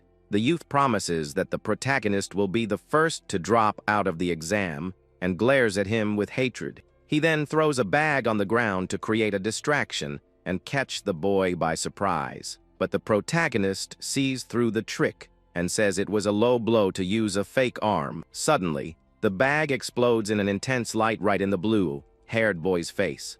The youth shouts, "Serves you right," but is caught by surprise by his own trap. The protagonist emerges from the smoke without a scratch, and the enemy is confused by the scene. With a quick movement, he passes his opponent and hits him in the leg with a precise strike. The youth screams in pain and stumbles backward, his leg injured by the surprise attack. Lying on the ground, the boy screams in pain while the protagonist watches him with a cold gaze. The young man explains that it was just an afterimage and asks if he's never seen one before. He says the forest's humidity helped and that it was easy even in Shake's body. The enemy shouts that he's not making any sense and that he doesn't understand a thing he's saying. The boy then reveals that before reincarnating, he encountered guys like him all the time. He shows the fake arm and says he figured out the plan from the opponent's posture and face. Angrily, the youth grabs him and tells him not to underestimate him, calling him a third-rate brat. Defeated, the blue-haired boy curses his luck as the chain swings in the air. With a sweaty face and clenched teeth, the youth can't believe what happened. He wonders how he could lose to someone like Shake while the protagonist watches him. Desperate, the youth grabs a dagger and shouts that he will not lose to him, no matter what. The protagonist then says that's why he's a loser and looks at him with contempt. He steps on the enemy's hand and says his body and eyes reveal everything he's going to do. Completely defeated and with no chance to fight back, the youth just curses his fate. The boy thinks that in an exam like this, attacking someone's weakness is an effective move. The image of the blonde boy with the crying undead returns to his mind with great force and clarity. With a focused gaze, the protagonist seems to have reached a new conclusion about the exam. With a quick and precise blow, he cuts the chain that connects the boy to his undead. The magical chain shatters into several pieces, and the undead is finally freed. The youth looks at the broken chain in horror and screams in complete despair at the scene. The boy then turns and says it's over for him, and to enjoy being kicked out of the exam. On his knees, the defeated boy begins to disappear in a strange black smoke in the air. With a cold and determined look, the young man tells himself not to make the wrong move. He needs to take down Gilgren and save Hannah, and for that, he needs to focus on what's necessary. From a distance, a hooded figure observes the scene with the defeated boy on the forest floor. The mysterious man comments that they already have the first dropout of that year's exam. He wonders if that is really the young master, who fights like a seasoned veteran. He jots it down in his notebook and wonders about his strength and what suddenly happened to him. Elsewhere in the forest, the blonde boy is sitting down, tired, next to his undead. With an injured arm, the youth curses his luck and glares at the creature with disgust and contempt. Suddenly, a loud noise echoes, and a giant monster paw stomps on the ground near him. A gigantic boar-like beast appears in front of the blonde youth with a furious look. He complains about his bad luck, because the first creature he encountered had to be A rank. The huge monster prepares to attack the boy, who is paralyzed with fear behind the rock. With a powerful punch, the beast destroys the rock and sends the boy flying, screaming. As he flies through the air, the youth curses his luck and holds his sword with force and anger. From a distance, the hooded man observes the scene, with the monster facing its two victims. In his thoughts, the man says it's over, and that young Greeka doesn't stand a chance. The beast charges again, and the boy continues to curse his luck with great frustration. With clenched teeth, he thinks he can't fight anymore, and that he has reached his limit. He then considers using the undead as bait, since he has probably already failed the exam. The youth looks at the creature beside him and hesitates for a moment before making his decision. But he remembers the protagonist's threat, who swore to take him down if he hurt the undead. The boy clenches his teeth in pure rage and frustration at the memory of that conversation. With that, he shouts that he understands what his rival was trying to say with that threat. In his mind, he remembers the young man's words to pass the exam without harming the creature. With a look full of determination, the blonde boy seems to have made a new decision. He then recalls his rival saying that, if he were his rival, this would be nothing. The youth faces the beast and, with clenched teeth, says he got his rival's message. He shouts that he will do it because he won't show something pathetic to his new rival. With a firm and decisive step, the boy prepares to face the beast with everything he has. He runs towards the giant monster with his sword in hand, ready for battle. The creature faces him with its glowing red eyes and prepares for a counter-attack. With a devastating punch, the beast attacks the youth, who tries to dodge the mortal blow in the air.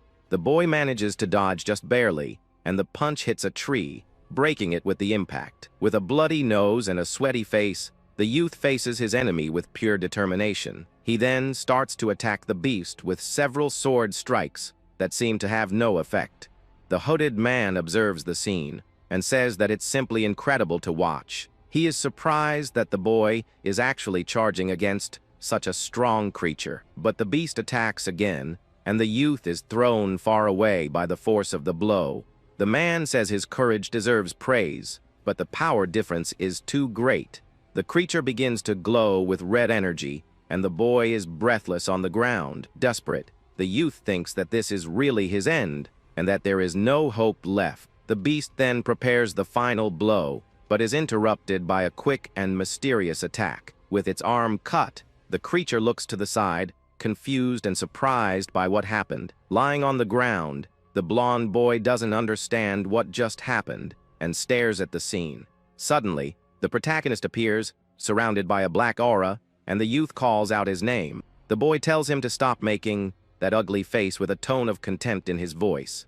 Looking at the scene, he says that, luckily, he managed to arrive in time to prevent the worst. He then scolds the youth and says that if he uses mana, he should consider the level difference. Surprised, the boy listens to him, and the protagonist asks if he came to save his rival. With a cold look, he says that if he doesn't want to perish, he better risk his life to keep up with him. The beast screams in pain and a whole lot of anger because of the arm injured by the boy's surprise attack. The giant creature stares at the two boys, while the little blonde one stays on the ground, completely terrified. Still on the ground, the blonde kid looks at our protagonist, who is covered in a dark aura. With an annoyed face, he tells his rival to stop making that scary face. The blonde kid is shocked and doesn't know what to say to his new rival's cold attitude. With a cold gaze, he warns that if the blonde kid doesn't want to meet a bad end, he'd better risk everything to follow him. Our protagonist then turns and faces the beast, getting ready for the next big battle. But the blonde kid gets mad and yells at his rival not to act like he's the big boss. He then says he was already about to defeat that creature all by himself, without any help. The boy just stares at him with a very cold and disdainful look for the other's attitude. Then the young man turns and starts walking toward the blonde kid and his undead over there. The blonde boy then asks what he wants, getting so close all of a sudden. He ignores the kid and keeps staring at the undead with a very serious and focused look. Out of nowhere, two dark objects fly toward the creature, which seems a bit startled by it. With his eyes fixed, the young man carefully watches the objects, getting closer to the undead. With a grim face, he seems to be very focused on some kind of mysterious plan. He then turns to the creature and promises he'll be able to get her out of that situation. With eyes full of certainty, he asks Hannah to just wait a little bit longer. The rival is confused and wonders if the young man has a thing for his undead. He starts to wonder if the protagonist might be into older, more experienced women, but with a disgusted look, he wonders if his rival is actually into the undead. Changing the scene, we see someone serving a cup of tea in a super fancy and expensive place. A guy comments that there are more people and wonders how many will make it out of that test alive. With a slight smirk, the white-haired guy stares at the magic orb in front of him. In his thoughts, he says that those who lack strength are completely useless to him. The other man comments that the rank B beasts are already much stronger than the rookies. Suddenly, the guy with glasses notices something in the sphere and is surprised by what he sees. With his eyes wide open, he can't believe the scene that's happening right there. He yells that it's a rank 8 beast and that there wasn't supposed to be one in the forest. The white-haired man just confirms the whole thing with a very sinister smile on his face. The servant, sweating, then asks if this was all Lord Gilgran's doing, who looks at him. Gilgran replies that it's just a bit of fun to liven things up. With that, the guy with glasses says this will be a very difficult challenge for the young ones. He thinks the power difference is huge and that no boy can defeat the creature, especially considering the special abilities that this specific monster has. Back in the forest, the beast starts to be covered in purple lightning and regenerates. The rival panics and asks what the protagonist is doing just standing there like a fool. The monster's arm that had been cut off regenerates completely in just a few seconds. The blonde young man is shocked and yells that the creature's regeneration is way too fast. With a panicked face, he says there's no chance they can defeat that creature. At that, he starts running desperately and yells for the protagonist to do the same. With an annoyed look, the protagonist turns and calls his rival a complete fool. The beast then notices the boy running and shifts its attention to him and the undead. With a deafening roar, the monster charges full speed toward the terrified young man. The boy looks back in terror as he sees the giant creature getting way too close. But just as the monster is about to attack, a sword blocks the blow at the last second. The protagonist defends the attack, and the blonde kid is thrown to the ground by the impact. Totally in shock, the boy yells his savior's name one more time. The young man then looks at him and angrily asks what on earth he was thinking. He scolds him, saying it's obvious the beast would attack if he turned his back. Annoyed by the attack, the giant creature glares at the young man with its red, angry eyes. Out of nowhere, the monster starts glowing with purple energy, and its body fills with lightning. The protagonist watches the scene, with one eye slightly closed, and seems to figure out what's coming. With a roar, the beast shoots a bunch of spikes from its back toward the young warrior. He manages to dodge and block the attacks, but the force of the blows pushes him back. The young man hides behind a tree to protect himself from the shower of deadly spikes. In his thoughts, he analyzes the attack and says the spikes grew and were then launched. The creature then starts regenerating again, with purple lightning coursing through its body. The spikes that were shot grow back on its back, and the beast recovers. The blonde kid is shocked and comments that the monster is incredible and has already healed again. But the beast attacks again, and the protagonist has to dodge with difficulty while in mid-air. He thinks that no living being should be able to heal that quickly. With this, the young man concludes that Creek Gilgren must have done something to the beast. Annoyed with the situation, he jumps into the air and says this whole thing is really irritating. He then attacks the beast with his sword, but the creature regenerates the moment it's hit.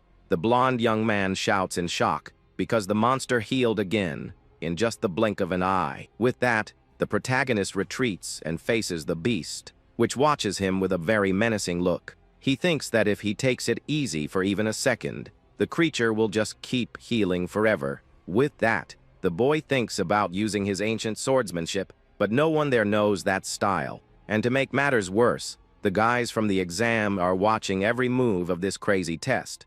He then remembers Lord Gilgren and thinks he was the one who set up this whole situation. So if they see him using his techniques and start getting suspicious, what will happen? The young man dodges another attack and jumps into the air to avoid being hit by the spikes. He wonders what would happen if they found out he was reincarnated in this place, or if they found out who he really is and what he's looking for in that place. With Hannah's image in his mind, the young man seems to make a new and dangerous decision. He knows that if they discover his plans, Hannah's future will be in great danger. With a determined look, the boy prepares to fight with everything he has now. He tells himself he can't let that happen and that he needs to focus for good. A voice in his mind calms him and says he already knows what he needs to do to win. The blonde boy is then shocked and asks how he got so strong all of a sudden. With a cold look, he tells his rival to shut up, saying he's just really weak. The protagonist then grips the hilt of his sword with much more strength and determination. He clenches his hand so tightly that his knuckles turn white from the tension. Suddenly, an aura of purple and orange flames completely covers the young warrior. From a distance, the hooded figure is surprised and wonders what kind of stance that is. The protagonist thinks he can't reveal who he is and that he can't fall in this place. With that, he decides he'll use his swordsmanship and eliminate the beast so as not to leave any clues. The creature glares at him with its glowing red eyes and prepares to attack. Covered in his fiery aura, the young man charges full speed toward the giant monster. Elsewhere, the guy with glasses calls out to Lord Gilgren with a worried tone. The white-haired man just watches the scene in the magic sphere with a very serious look. The servant then says he never thought he would send a rank of beast to the exam. He finishes by saying that even if they carry his blood, there's no way a boy can win. Back to the fight, the young man jumps into the air and prepares his final blow against the creature. The monster then opens its mouth and prepares to counterattack with a very powerful beam. Annoyed, the boy yells for the abomination to bring it on, saying he's going to blow it to pieces. The beast fires a beam of purple energy, and the young man meets it with his flaming sword. The force of the attack is immense, and the protagonist has to use all his strength to withstand it. The clash of the two powers creates a massive explosion of light that shoots up into the sky. The blonde boy screams in despair at the intensity of the power being unleashed. The giant creature is completely engulfed by the powerful, purple energy explosion. With a final cry, the beast seems to be consumed by the intense light of its own attack. But out of nowhere, the protagonist manages to break through the explosion with his fiery aura still lit. With a firm step, he advances toward the creature, ready for a counterattack. The young warrior runs through the middle of the explosion to hit the beast in its moment of weakness. Annoyed, he complains that the monster tried to cancel the attack and get him with the blow. The rival is completely shocked and speechless at the scene he just witnessed.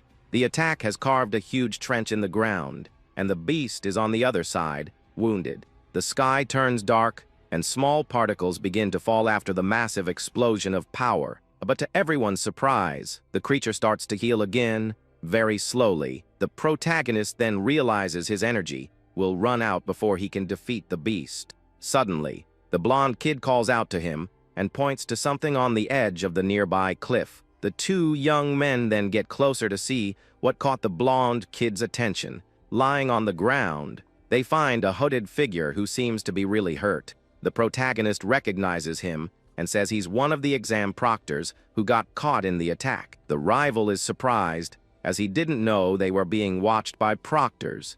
The young man then notices the guy's eye and the blue flame that reminds him of someone he knows. With that, he understands that Gilgren was watching him and that now he's no longer being seen. With a small smirk, the boy realizes this is his chance to fight for real. Covered in a black aura, he says he can now use his swordsmanship without being discovered.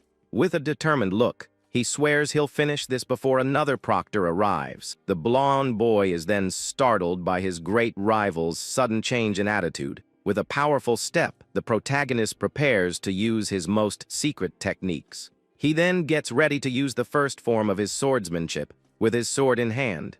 With a jump, a shadow in the shape of a giant bird appears and rushes toward the creature. The shadow attacks the beast with its claws and throws it far away with the force of the impact. The monster is thrown into the air, completely defenseless against the young man's shadow attack. The blonde young man screams in fright upon seeing the incredible power his rival was hiding. It's shown that this swordsmanship was created by the first emperor and has 7 forms, and that the only person capable of using all 7 forms is the hero, Chronogaius. The young man then uses the 4th form of his swordsmanship, and a serpent of shadows appears. The serpent coils around the beast's body and traps it tightly for the next attack.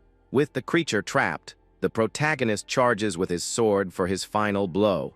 He runs at full speed to seize the opportunity and end the fight quickly. The boy then complains that his body and the undead are limiting his full power. With that, he throws the undead away and prepares for 2 more very powerful strikes. The protagonist concentrates, and a new aura of power begins to cover him in the fight. He then uses the 3rd form, and a rhinoceros shadow charges toward the monster. With the blow, a new explosion occurs, kicking up a giant curtain of dust into the air. Back at the palace, the magic sphere that Gilgren was using to watch the fight shatters. The servant then asks worriedly if something wrong happened to Lord Gilgren. With a serious and slightly annoyed look, the white-haired man stares at the broken sphere, but with a small smirk. He seems more curious than worried about the scene. He then tells his servant it was nothing, and that there's nothing to worry about. Back in the forest, the dust begins to settle, and the destruction from the fight is revealed. The creature is still alive but badly wounded, and its healing is much slower than before. The protagonist then prepares to continue the fight and finish the monster once and for all. But he realizes he's using up too much mana, and that the beast is still standing just fine. With a determined look, he realizes he has no choice but to go all out. The creature glares at him with its glowing red eyes, and prepares to attack with everything it has. But the protagonist creates a barrier of fire around himself to protect himself from the attack. The blonde boy desperately yells for his rival to run,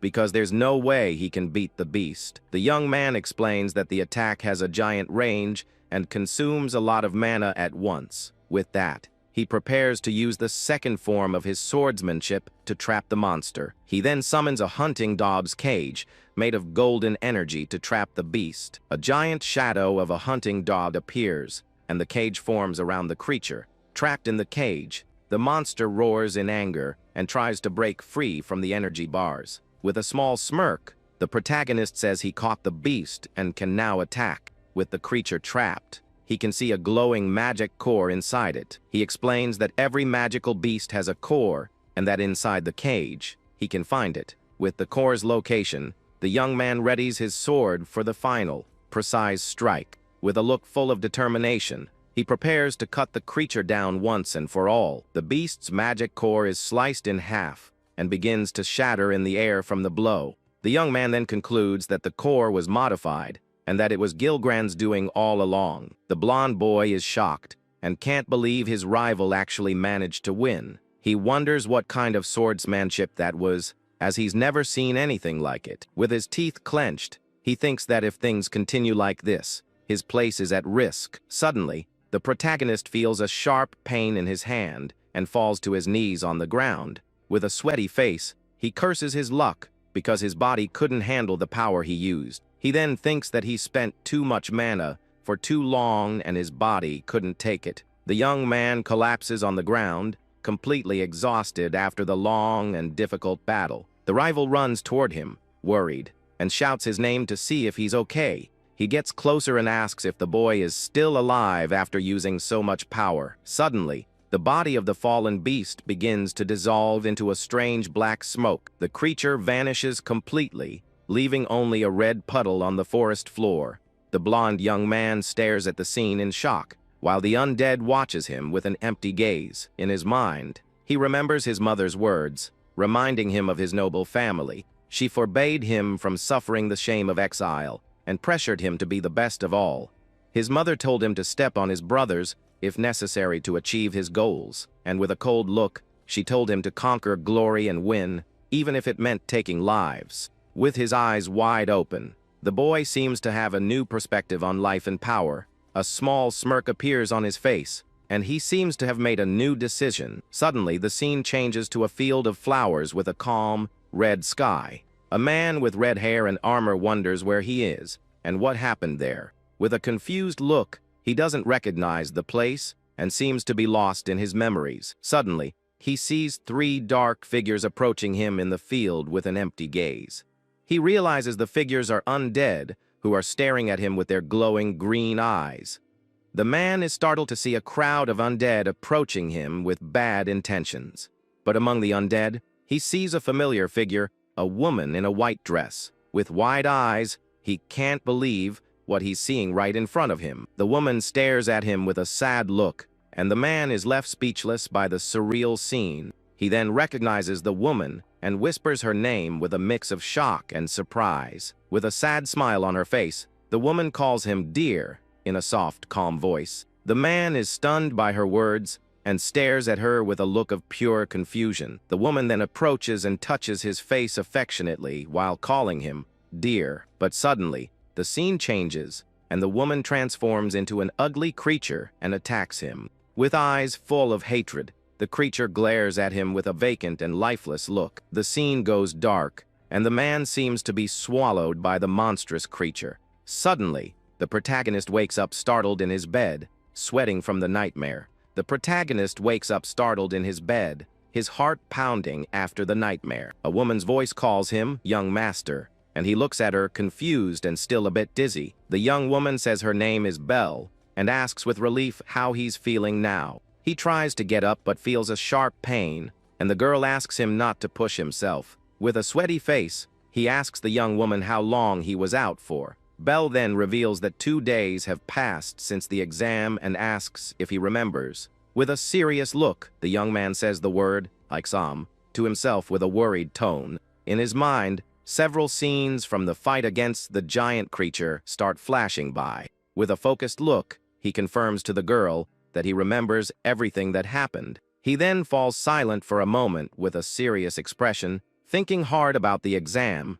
The young man then asks Belle what happened to the undead used in the exam. The girl is surprised by the question and repeats his words in a confused tone. She explains that his brothers who passed are in the house with their undead still. With that, the young man remembers his rival and the undead that was with him during the test. He then asks if his rival made it back to the house safely as well. Bell confirms that he did and says that including him, 5 people returned from that exam. The boy is relieved and thinks that luckily, he was saved by her this time. He then thinks that as long as Hannah is safe for now, everything is fine, but he's not sure. The young woman says it's hard to say, but only 4 passed, and he wasn't one of them. Shocked, the boy turns and asks what on earth she means by that information. He says he protected the undead and defeated the beast and asks why he didn't pass. The girl is speechless and doesn't know how to answer the young master's question. The scene then changes to a giant mansion where a ceremony is about to begin. The doors of a huge hall open, revealing the young men who passed the exam. Several young men in fancy uniforms enter the hall for the awards ceremony. A man then prepares to present the marks of success to those who passed. He congratulates everyone for successfully passing this year's exam. The man says the test was difficult, and that having 4 who passed is a very good result. One of the young men then thanks the man with a smirk and a mocking look. With a confident smile, the boy says it was easy and that he wished he could have finished off more. Another young man with green hair glares at him with a serious look of total disapproval. With that, the man announces that everyone will receive 3 days of special leave as a reward. The young men celebrate the news with smirks and looks full of arrogance. After the ceremony, the young men leave the hall, celebrating their victory in the difficult exam. The man then peeks through the door with a mysterious look and a slight smirk. With a malicious smile, the blonde boy pats one of his brothers on the shoulder. He says he heard the blonde one managed to defeat a rank A beast during the exam. The boy is startled but plays it cool and says, "Yes, that's more or less what happened." The green-haired young man says he's never heard of a beast like that in an exam before. He continues and asks where he got so much strength to protect the boy with no mana. With a small smirk, the boy says he's not going to tell his secrets to a rival. The green-haired young man is left speechless by his older brother's response. He then says he doesn't care about that, and that he'll find out the truth on his own. The blonde boy just says goodbye and walks away with a serious and determined look on his face. In his thoughts, he says with a smile that he doubts the other one doesn't care. A memory of the end of the fight comes back to his mind, with the image of his rival on the ground. The blonde young man looks at the unconscious boy and calls his name with a worried tone. He approaches the body and asks if he's still alive after that intense fight. With his 2 undead, the young man looks at his fallen rival and seems to have a plan in mind.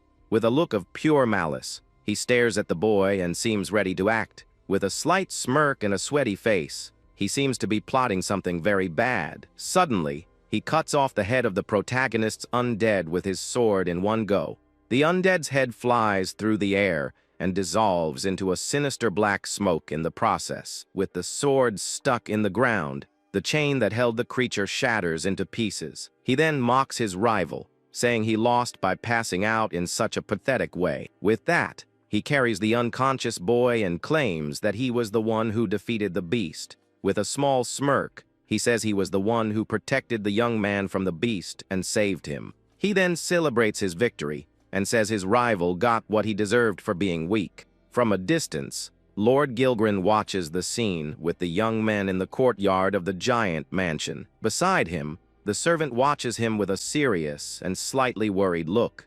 The guy with glasses then asks if he's sure that all of this is right. He reveals that it wasn't the blonde boy who defeated the beast, and that the crystal saw everything. With that, the man explains that the broken crystal detected the mana that was released. He states that the mana undoubtedly belonged to the protagonist and asks what he's planning. But Gilgren just gives a small smirk with a sinister and mysterious look. The servant then sighs and seems to have accepted his master's decision. He then apologizes for his meddling and steps away, leaving the lord alone. With a small smirk, Gilgren seems very happy with the outcome of the exam. He thinks that among his sons, one of them has become very interesting to watch.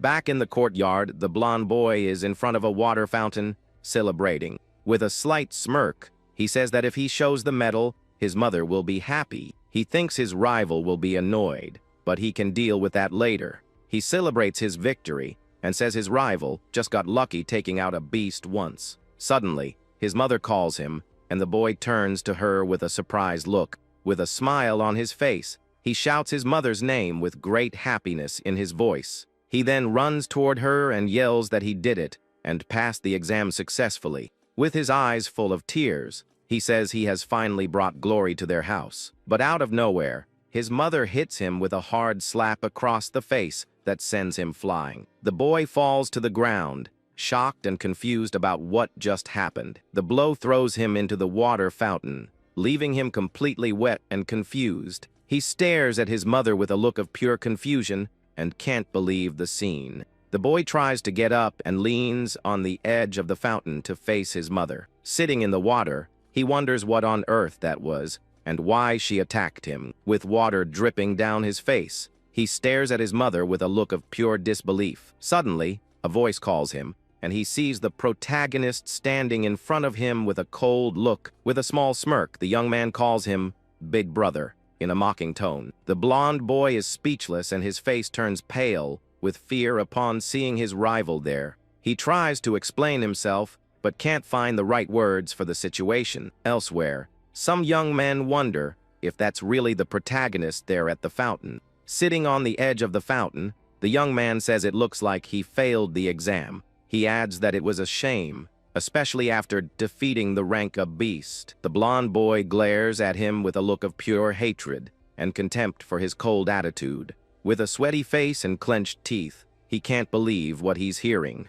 The protagonist then asks if he didn't just take credit for everything he did and say it was him. With a furious look, he threatens his rival, saying the fountain could become his final resting place. Desperate, the young man says he doesn't know what he's talking about and tells him not to blame him. With a face full of anger, he demands proof, saying his rival can't prove anything. But before he can finish his sentence, the protagonist hits him with a powerful punch. The other young men watching the scene are thrown back by the force of the blow. The boy screams in pain, his head throbbing from the punch he just took. The protagonist glares at his rival with a cold look and says he understands the situation now. With a small smirk, he says that if the rival was at fault, he would have let him live. The blonde boy becomes desperate and starts to stutter, not knowing what to do or say. Suddenly, the young woman begs for her master to calm down and not do anything foolish.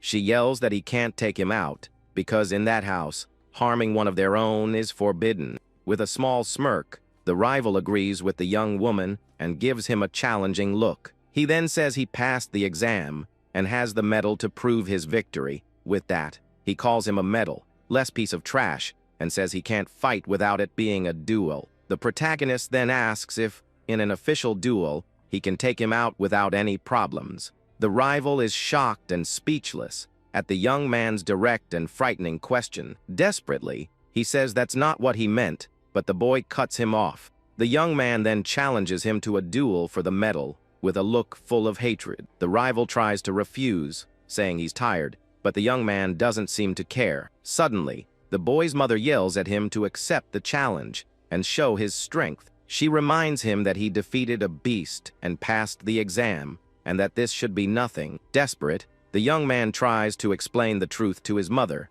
but is interrupted again. The protagonist grabs him by the face and glares at him with his glowing red eyes. With his hand dripping with water, the boy begs his rival to stop, but he doesn't listen. He then asks if the rival is going to duel, saying it should be easy for him. The blonde young man stammers and says he's not dueling him. No way, not right now. With a look full of fury, the protagonist seems to have reached his limit. He then starts holding his rival's head down in the fountain with all his strength, without any mercy.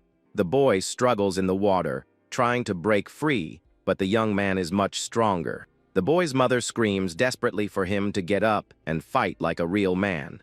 From a distance, the other young men watch the scene, and one of them says the rival is going to do it. The young woman Belle calls for her master, with a worried look at the situation in the fountain. With a face full of anger, the protagonist seems ready to end it all. In his thoughts, he tells himself he knows what he needs to do in that moment. The image of the hero Chronogaius returns to his mind with a serious and determined look. A voice in his head says, "This isn't something the Sword Saint should be doing." He then remembers Lord Gilgren and thinks he can't defeat him right now. The young man knows he needs to get close to him and can't lose the chance to be in good standing. With that, he gets up and asks his rival if he's going to duel with him or not. With his foot on his rival's face, he asks if he'd rather duel or meet his end right there in the fountain. With a look full of determination, the protagonist seems to have accepted the challenge of the duel. With a bleeding eye,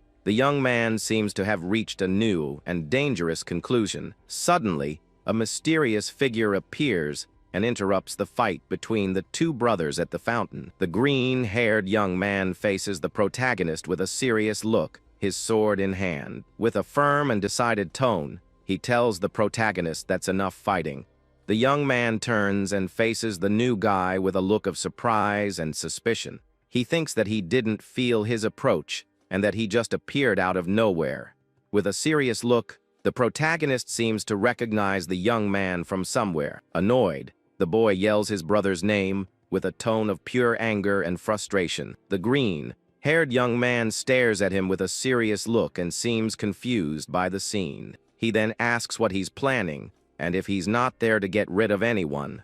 The boy replies that it's not that simple, and that he has something to ask him. With a serious look, he asks if the protagonist was the one who took out the beast in the exam. The young man stares at him with a slight smile, and asks what he gets if he answers that. With that, the green-haired boy says he figured that would be the answer. He then says the truth doesn't matter, because there's no way that useless guy could have done it. The green-haired young man holds a golden medal with a serious and determined look. He says he also passed the exam and will accept the challenge in his brother's place. Suddenly, a green aura envelopes the young man, and he prepares for the upcoming battle. The protagonist is surprised by the brother's attitude and stares at him with a shocked look. With a challenging look, he calls him to a duel and says the exam left him feeling rusty. With a small smirk, the protagonist says that now things are getting good. The rival then warns him, saying Helios is on another level and he can't win. But the boy ignores him and says he doesn't care who he takes the medal from. With a confident look, he seems ready to face any challenge that comes his way. A blue aura surrounds the young man, and he prepares to fight with everything he has now. With a slight smirk, he says he was getting bored of fighting only weak people. The two face each other with their auras glowing, preparing for the duel to begin. With their auras flaring, the two face off, and the green-haired one challenges him to a duel. With a serious look, he says he hopes the protagonist will at least entertain him a little. The boy then gives a small smirk and says that things are getting fun now. The two take their positions, facing each other, ready for the start of the great duel. But out of nowhere, a woman's voice shouts for the two young men to stop right now. The young woman Belle arrives with a serious and determined look to stop their fight. The protagonist then looks at her and tells her not to interfere, as it's none of her business. She explains that a fight between brothers is okay, but an official duel has its rules. The green-haired young man looks at her with a serious expression and seems to be thinking about it. The boy then complains and says he doesn't care about the rules and wants to fight right there. But his brother agrees with the young woman and says if they break the rules, they'll both be kicked out. Annoyed, the protagonist says that's ridiculous and that Gilgran is a pain in the neck. Suddenly, the green-haired young man glares at him, shocked by what he heard. He gets really mad that the protagonist called his father by his name without any respect. With a look of pure hatred, he says his rival deserves to be taken out 10,000 times for that. But the boy just looks at him with a slight smirk and doesn't seem to care about the threat. The scene then changes to a burning torch in a dark and mysterious place. With that, the sign shows they are in the blood-stained courtyard, a grim place. The two young men then take their positions in a battle arena for the official duel. The green-haired young man prepares for the fight, with his green aura completely covering him. The protagonist then walks toward him, with Belle watching from a distance, worried. With a serious look on his face, the young man seems ready for the challenge that awaits him. He and Belle then observe the place, which is decorated with giant, scary skulls. The boy then questions what an official venue is, and says this is just a dirty arena. Worried, the young woman asks her master not to push himself too hard in this dangerous fight. She says Helios is one of the strongest brothers, and that he takes out everyone who faces him without mercy. His talent was recognized so early that he was already going on missions at just 8 years old. With a slight smirk, the protagonist says that sounds like a lot of fun to him. The young woman then warns him and says there's one more thing he needs to know about his rival. In the mansion, Helios is known as the White Rose Reaper for his skill with the sword. With tear-filled eyes, she begs her master to be very careful in the duel, but the boy jokes and says he doesn't care if the rose is white or black, because he'll crush it. Suddenly, a loud noise echoes in the arena, and a mechanism starts to activate. The walls of the place begin to move, revealing a deadly trap with spikes. The protagonist stares at the scene with a surprised look and wonders what that is. The walls close in and are now covered with sharp spikes, with skulls impaled on them. The place transforms into a cage of spikes, and the two young men are trapped inside. With a slight smirk, he says that this arena is a bit over the top for a duel. He then stretches and tells his brother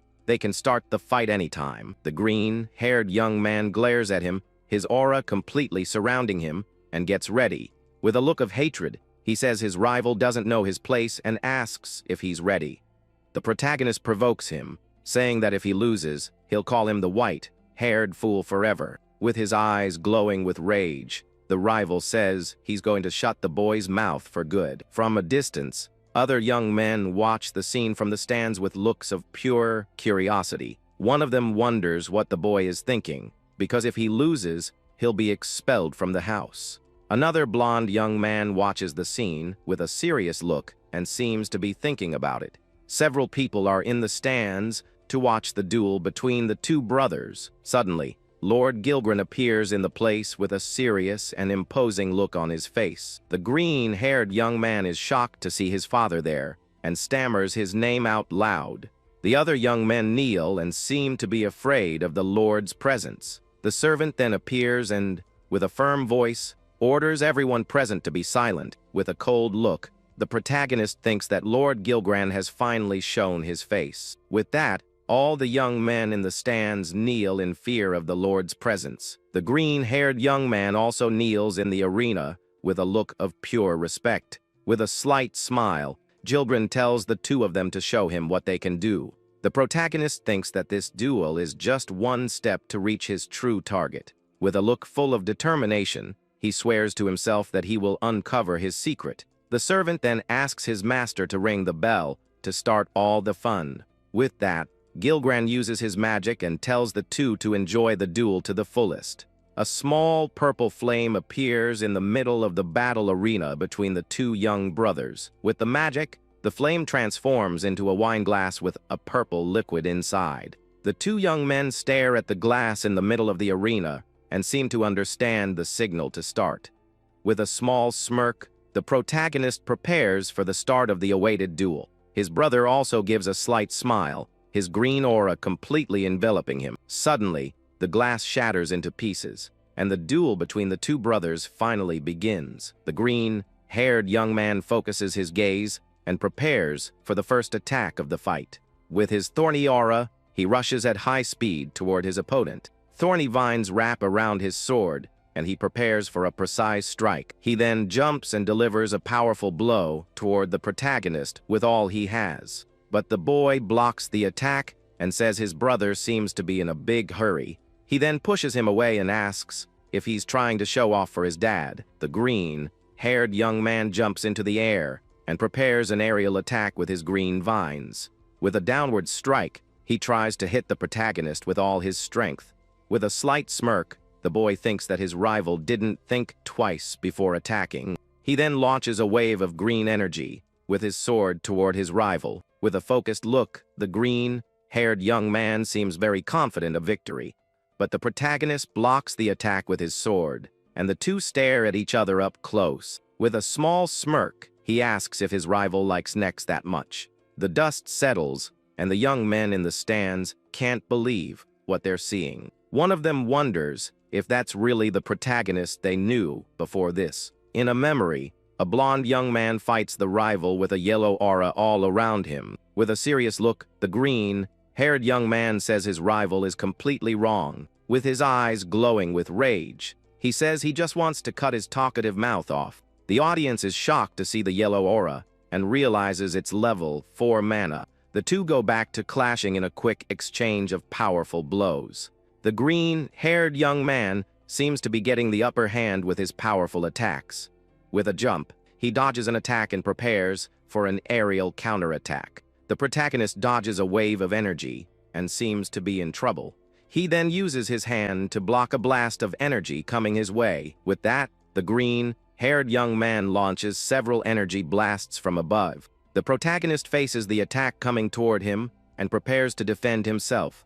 He gets ready to block the waves of energy surrounding him from all sides. With his sword, he manages to defend against the attacks and avoid being hit. After the series of blows, he kneels with his sword on the ground, panting heavily. He then looks at the wall of spikes and seems to be thinking of a plan. In his thoughts, he analyzes his rival and says his mana control is very good. With a slight smirk, he thinks that his rival's tactic isn't bad, but there's a catch. Suddenly, an aura of fire and lightning surrounds the protagonist, surprising everyone. The green-haired young man stares at him with a look of pure shock and can't believe the scene. In the stands, the other young men are speechless at the protagonist's power. With a smile, he asks if that fighting style will work against another level 4. His brother stares at him, shocked and speechless at the new aura he just revealed. With a smirk, he calls him the White Rose Bastard and challenges him to a fight. The arena is illuminated by the auras of the two young men as the audience watches from above. With a furious look, the green-haired young man can't believe what he's seeing.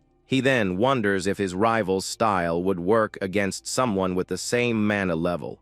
With his sword in hand, he calls him to fight with a look full of confidence. The young men in the stands shout in shock as they realize it's level 4 mana. One of the young men says Helios was already strong, but the protagonist is also powerful. From a distance, Lord Gilgren watches the two auras of his sons glowing in the arena. With a slight smirk on his face, the Lord seems very interested in the duel, but he then thinks that something isn't right and seems to have noticed something important. With a sinister look, he wants the boy to show the power he's hiding. The green-haired young man is speechless, and his thorny aura completely covers him. Angrily, he wonders how the protagonist managed to reach level 4 mana. He then asks if his rival also received Lord Gilgren's blessing somehow. The protagonist looks at him, confused, and wonders what on earth this blessing is. He then jokes and asks if their father prayed for him to get stronger. His brother doesn't answer, and just stares at him with a serious and determined look. With that, he tightens his grip on his sword and prepares to attack again. He yells that he won't accept it, and that he won't lose to his brother. No way. With a look full of fury, he declares that he is the only one chosen by his father. Suddenly, a huge amount of green vines explodes from his body with full power. He then creates a giant sword of thorns and points it at his rival in the arena. With a slight smirk, the boy jokes that those tentacles are disgusting. With a face full of hatred, the green-haired young man yells for his rival to meet his end. He then attacks with his vine sword, with all the strength he has at the moment. The protagonist faces the giant attack coming his way and seems to be in trouble, but he moves at high speed and starts cutting the vines with his sharp sword.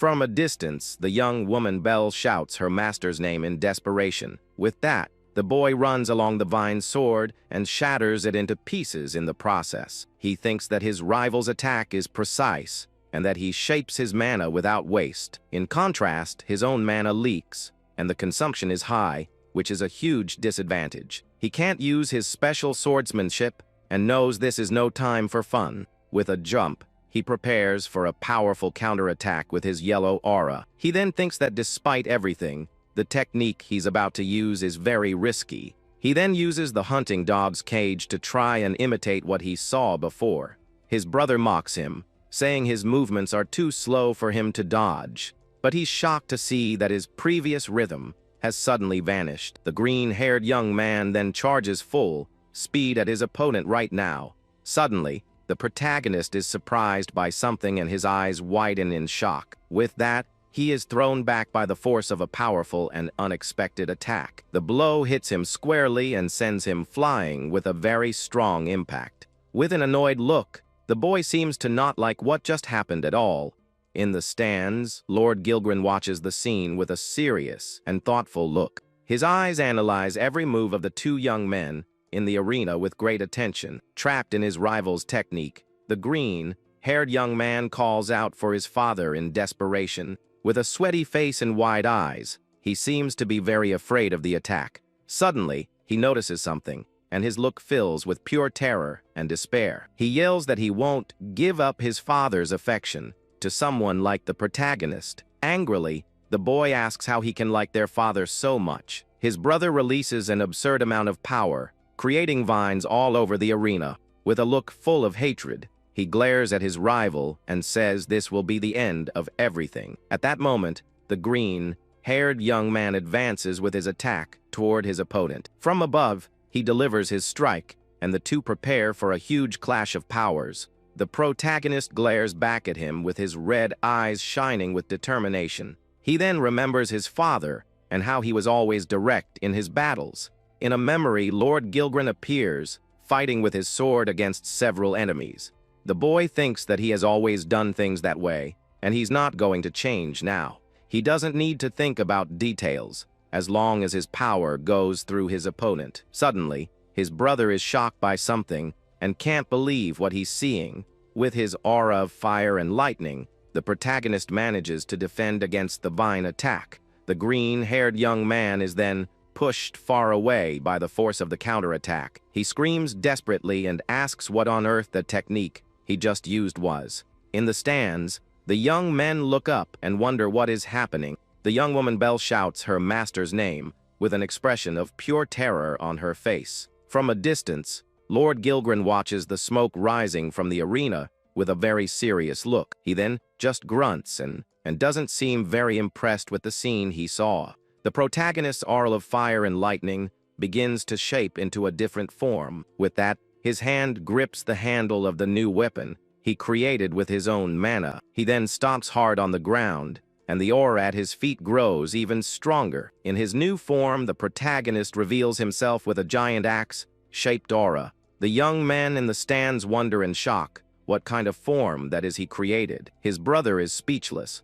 with his eyes wide with pure shock at the scene. The protagonist then calls him White Rose and tells him to grit his teeth now. The two auras face each other in the arena, and the giant fiery axe illuminates the place. The green-haired young man shouts and asks what on earth that technique he used was.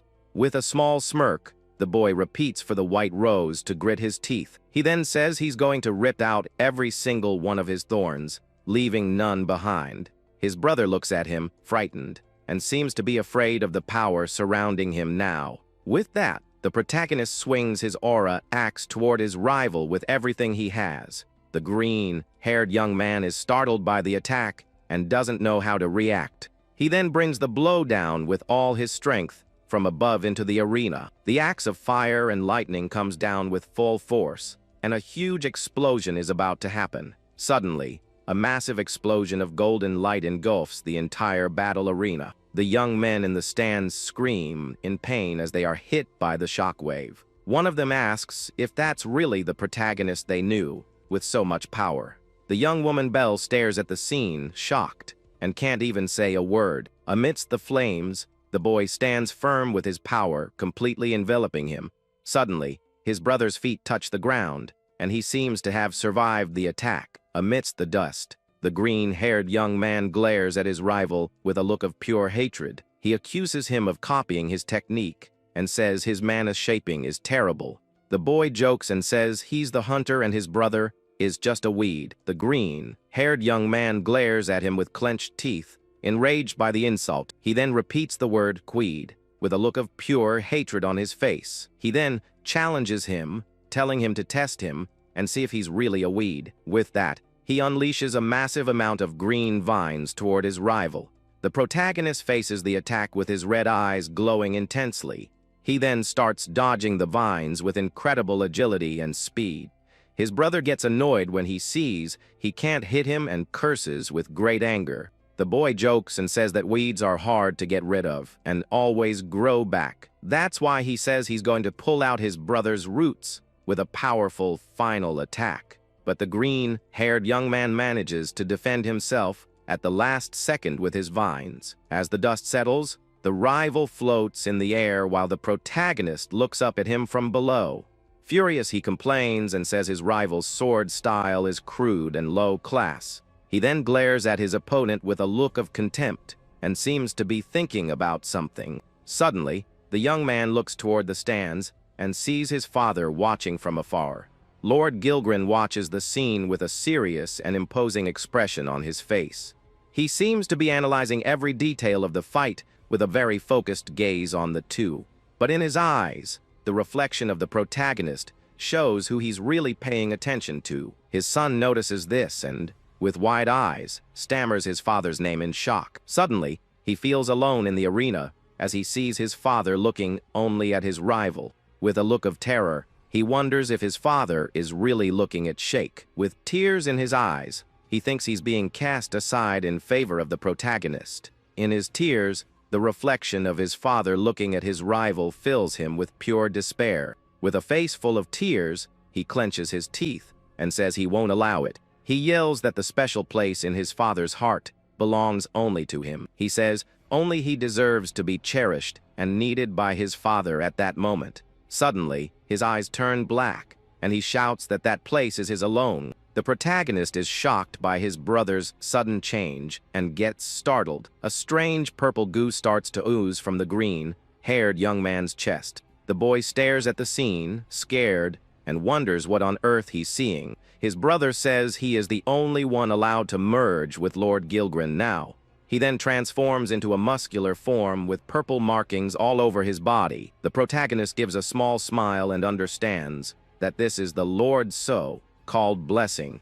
With the transformation complete, the green-haired one shouts his father's name in fury. He then screams in pain and clenches his hand tightly during the painful transformation. With his face contorted in pain, he screams as the vines completely envelop him. The vines tighten around his hand and arm, and he seems to be in great suffering. With a look of pure hatred, he glares at his rival and vows to finish him right there. He then charges with all his might in his new form toward the protagonist with hatred. The two face each other up close in a clash of auras and powers that echoes through the arena. With a furious roar, the green-haired young man seems to be completely out of his mind. The protagonist then tells Helios to pull himself together and start over calmly.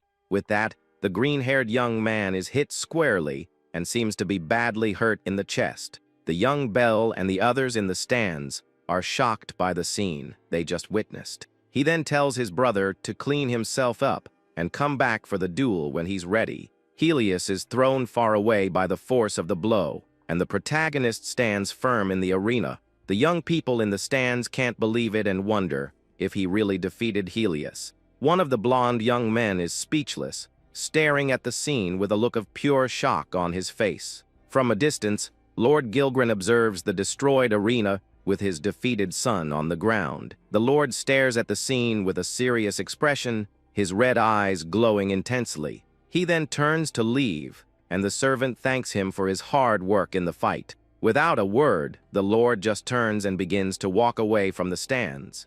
With a sideways glance, he seems to be thoughtful about the outcome of the duel he watched.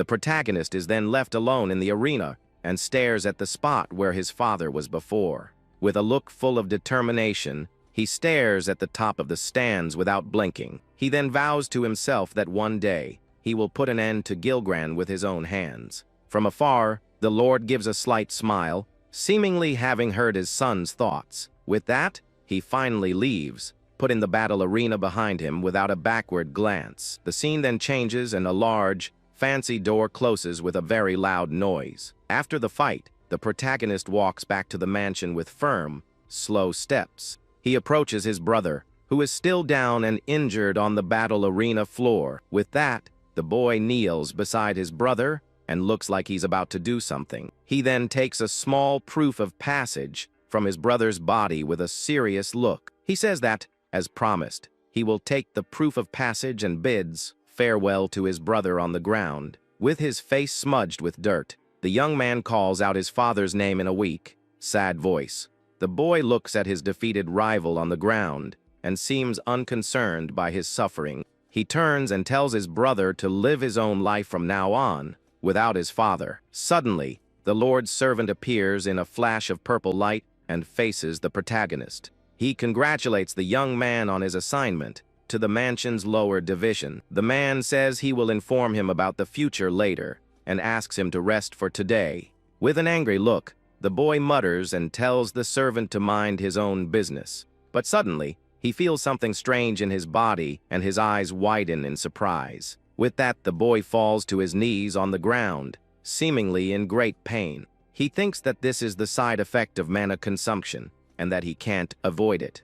The servant just watches the scene in silence, appearing unsurprised by this. Even in pain, the young man tries to stand up, leaning on his sword to stay on his feet. With clenched teeth, he mutters under his breath, looking very irritated with the situation. But suddenly, young Belle appears and catches him before he can fall to the ground from weakness. Surprised, the boy looks up and calls the young woman's name in a slightly weak voice. With a smile on her face, she thanks him for his hard work and for winning the fight. With a sweaty face, the young man looks at the girl, seeming a bit moved by her presence. With that, he finally closes his eyes and faints from exhaustion in young Belle's arms. The scene then shifts to a tall tower on a dark, rainy night outside. The caption reveals that 3 days have passed since the duel, and we see an empty hallway. The protagonist is in a library, reading a book near the window as it rains. He closes another book, thinking he didn't find anything useful in it either. The young man thinks that he has searched every library in the mansion, but has found nothing. He still can't find a clue about the secret behind Gilgran's power. He feels like he has reached the starting line, but still can't take the first step. With a focused gaze, he thinks there must be some kind of clue somewhere. Suddenly, 3 young men appear and call him a loner for reading by himself. The boy then looks up from his book and glares at them with an annoyed expression. Irritated, the boy asks what the idiots want, and the young man with a top knot provokes him with a smirk. He complains that it's 3 against 1, and that this family is always the same way. The rival smirks and says that if they beat the guy who defeated Helios, their reputation will soar. With that, the 3 of them unleash their auras, and the group's leader yells for his rival to go down. With a battle cry, the young man with the top knot and his friends charge toward him with everything they've got. But in the blink of an eye, the protagonist lands an elbow in the leader's stomach. With that, he also hits the second young man with a quick blow, leaving him breathless. The third young man is hit squarely and falls to the ground, out cold with his tongue out. Lying on the table, the 3 young men have been defeated, and the boy says they are just weak. He then turns his back and says that this kind of boring stuff is not for him at all. With a serious look, he decides he will find a head-on solution to his problems. He then tells the young men to clean everything up, and then he will leave them alone for now. Frightened, they stammer and call the young master by his name, afraid of his threat. Suddenly, young Belle appears and says she has been looking all over for him. She gets annoyed at what he said, and the boy apologizes, saying he spoke without thinking. But the young woman says that Lord Gilgran is calling for him and has something to tell him. With a surprised look, the protagonist seems unable to believe what he just heard from her. He thinks that his father has finally called for him, and that it took longer than he expected. With a gaze full of determination, he accepts the summons and prepares for the meeting. The protagonist then approaches a large door, appearing ready to enter. He thinks that he is finally getting closer to his father and his great objective. Other young men walk down a fancy hallway, seemingly heading to the same place. The boy glares at the other young men, walking down the hall with looks of superiority. Suddenly, one of the blonde young men looks at him and calls his name with a surprised expression. Another young man laughs and teases him for being late again, but the boy just ignores him. The blonde young man then gets angry and calls him a gloomy outcast for ignoring him. The protagonist just glances at him from the side, seemingly unbothered by his taunts. With his sword in hand, the blonde young man glares at the protagonist with a serious, challenging look. The boy then ignores him and continues on his way down the hall toward his destination. The blonde young man watches him from a distance, appearing to analyze his rival's every move. In his thoughts, the protagonist tells himself that this guy is very strange. He is sure that there is something off about that young man, and that he needs to keep an eye on him. From afar, the blonde young man gives a slight smile, seeming to be plotting something. The protagonist just stares back at him in silence, looking thoughtful about what to do. He then arrives at his destination, and the servant guides him into the presence of Lord Gilgran. The Lord is sitting on his throne, and the servant thanks him for his efforts in the duel. Gilgran just nods, and the servant says that he is now part of the lower division. With a slight smile, the boy hears that the Lord has a direct order for him now. The servant then says his mission is to defend the frozen lands for 6 months. Shocked, the boy can't believe what he heard and stammers, not understanding the order. He asks if the lower division isn't supposed to serve alongside his father in the mansion. The servant explains that's not always the case, and that the mission is still very important to the Lord. Annoyed, the boy grumbles, and his dark aura begins to leak from his body in anger. In his thoughts, he screams that this is an exile, and that it makes no sense to him. The servant then reveals that a ritual will be performed to increase Gilgran's power. Protagonist is surprised and wonders what kind of ritual is going to happen. The man explains that the Lord will not appear on the front lines for 6 months. The boy's mission is to eliminate the magical beasts and dangers before the ritual begins. With a serious look, the protagonist thinks in silence about the mission he has received. He then decides to simplify things and faces his father with a determined gaze. He then promises that he will place him in a position even closer to him when he returns. With a serious look and a slight smile, the Lord asks what his son thinks of the proposal. The boy is surprised by the offer and wonders if that means getting closer to him. The servant informs him that the middle division has already arrived at the location and asks him to cooperate. The protagonist thinks he doesn't know what his father wants, but that it's not a bad deal for him. With a clenched fist, he kneels forcefully on the ground with a determined expression. He then accepts the mission and vows to himself that he will make his father regret his words. The scene then shifts to a horse's hoof, walking through the snow on a cold, dark day. A carriage with 2 black horses travels down a snow-covered dirt road. The driver says he can only take them this far, and that the rest of the way is up to them now. Suddenly, someone jumps out of the carriage and cries out in surprise at the scene outside. Young Belle appears in winter clothes and complains that it's very cold in that place. Annoyed, the boy asks why she came along, saying he could have done everything by himself. She calls him cruel and says her duty is to serve him until the very end, no matter what happens. The driver says goodbye and informs them that the Vestoria ruins are just ahead.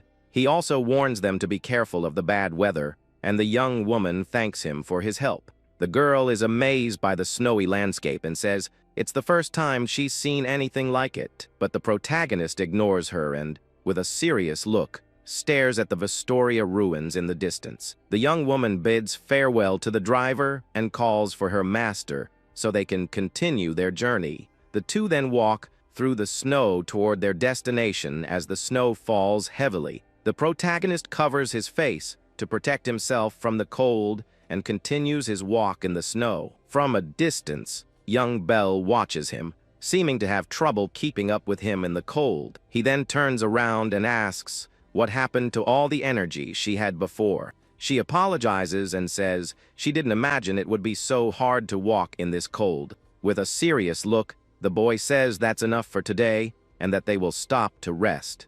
They then light a bonfire in a cave to warm themselves from the cold of the night. The young woman warms herself by the fire and says she feels her life slowly coming back to her. The boy scolds her, saying she is underestimating nature and that one mistake could be critical.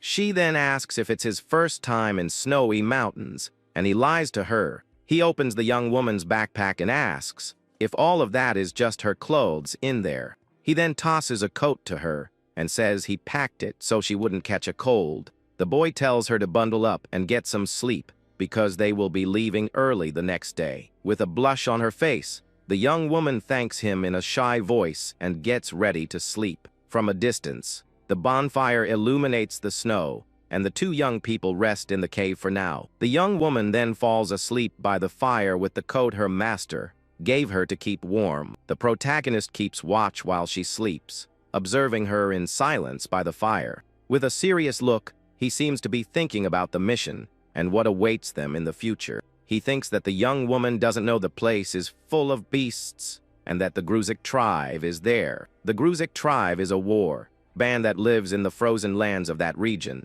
They deal in illicit weapons and take women and children without any mercy. In a flashback, the boy remembers the grotesque masks they used to wear. He understands that the mission is to eliminate beasts and threats like that dangerous tribe. With a look full of determination, he seems ready for the challenge that awaits him. Suddenly, he notices something outside the cave and gets up to check. A bright light approaches the cave, and the boy becomes alert to the situation. The light transforms into an energy arrow and comes toward him at great speed. The protagonist dodges at the last second, and the arrow grazes past his face. The arrow embeds itself in the cave wall, and the boy stares at the attack with a serious look. He notices the arrow is shrouded in mana and understands it's not a beast out there. Suddenly, several light arrows appear at the cave's entrance, completely surrounding him. The arrows rain down on the protagonist, and he prepares to defend himself from the enemy attack. With a leap, he manages to dodge all the arrows and advances toward the archers. Two men run through the snow as an energy arrow sticks into the ground near them. The boy notices they have a disciplined formation and that they are an experienced group. From a distance, several archers prepare to shoot once more in the protagonist's direction. With a slight smile, the boy prepares for a counterattack, his sword in hand. He then uses his mana to create a shockwave that hits all the enemies at once. The boy then points his sword at the neck of one of the men, pinning him to the ground. The man gives up and asks the boy not to harm him as he surrenders the fight. With a serious look, the boy notices they aren't wearing masks and that they aren't from the tribe. He then looks at the man with a suspicious gaze, seeming not to believe his words. The man then smiles and shows an emblem on his chest with a slight smirk on his face. He says they are his comrades from the same unit, and that it was just a prank. Surprised and annoyed, the boy asks what on earth he just said with a furious look. Suddenly, a mysterious voice praises him, saying he seems to have some skill. A woman mounted on a horse appears and apologizes for her men's rude reception. She introduces herself as Perrier and welcomes him to her unit as a disposable pawn. Confused by the situation, the young man repeats the question they asked him with a disdainful look. The woman in armor then asks for his name, calling him a pawn who shouldn't hold his head so high. With a smirk, he replies to the taunt, saying she's being quite the hypocrite right now. Perrier says her younger brother lost to someone like him, and the boy wonders who she could be talking about. At that moment, she reveals she is Helios's older sister and already knew everything about their duel. The boy gives a slight smile and asks if she's there to get payback for her defeated brother. But she says that weakness is a sin and that justice only belongs to the victors in a fight. With a sideways glance, he just grumbles, seemingly unbothered by her words.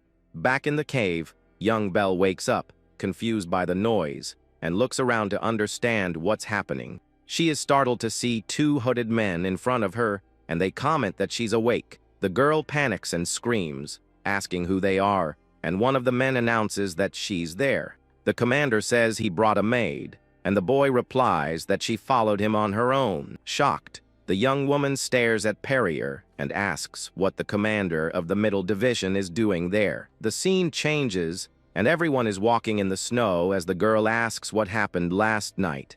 He says it was nothing, and that the commander just came to pick them up for the mission. The young woman then comments that it feels colder, and asks if Perrier feels the same way. With a serious expression, the commander stares at the path ahead, seeming to ignore the young woman's question. The protagonist also becomes alert, staring at the horizon with a suspicious expression. Suddenly, the snowy ground begins to crack, and everyone is surprised by the sudden tremor. The fissure opens rapidly, and the snowy ground breaks beneath everyone's feet. Frightened, the young woman screams that there's a fissure in the ground, and the boy braces for danger. With that, a huge hole opens up, and something gigantic begins to emerge from deep within the earth. A giant serpent with purple eyes rises from the snow and stares at the group with a hungry look. The young man mutters that they're already facing magical beasts, and the girl screams in fear at the sight. With a smirk, the commander says that this is perfect for the current situation. She then says that he defeated her brother, and that now she wants to see how good he really is in a fight. Annoyed, the boy asks why on earth he would have to do anything for her right now. She says she is his superior officer, and that if he refuses, he will be sent back home. The giant serpent charges forward, and the boy mutters that she's getting way ahead of herself. The monster strikes with force, smashing its head into the snowy ground in a powerful blow. With a quick leap, the young man manages to dodge the attack at the last second and retreats. With a determined look, he says that's fine and tells her to watch closely. The giant serpent rises and faces the soldiers, who scatter to avoid its attack. The boy then runs toward a snowbank, preparing for a counter-attack. He leaps toward the giant serpent, which turns to face him with a look of anger. With a smirk, he faces the monster, seeming confident in his victory. From a distance, the commander taunts him, asking if he's just going to dodge every attack. Irritated, the boy yells that she's noisy and tells her to be quiet and watch. He stares into the serpent's open mouth and prepares to strike with his sword in hand.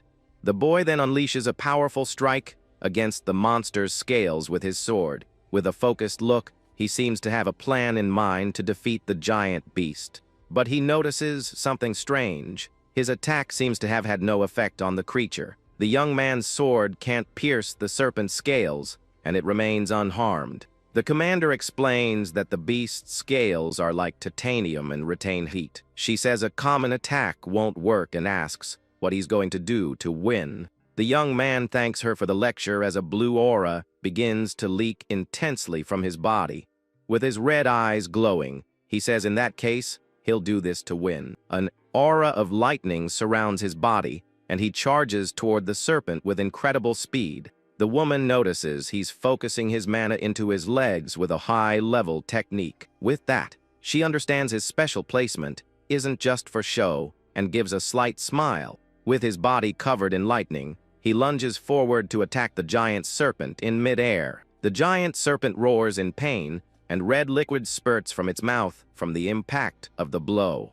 The commander says it wasn't bad, and that he purposely aimed for the beast's weak points. But she says that's not enough, and the serpent lunges to attack the young man. With a shout, the boy gets the serpent's attention, taunting it to attack him again. With its head injured, the serpent glares at the protagonist with a look of pure fury. The young man then throws himself in the commander's direction, and the serpent follows him at high speed. Surrounded by lightning, he says, "Excuse me," and the commander seems to understand his plan. The commander calls him a brat and asks if he's testing her abilities. She then tells the young woman to look after her horse and prepares for the beast's attack. The woman charges full speed towards the approaching serpent with its mouth wide open. With her spear in hand, a red aura envelopes her body as she prepares to fight. She then lands a powerful blow on the serpent's head, stunning it with the impact.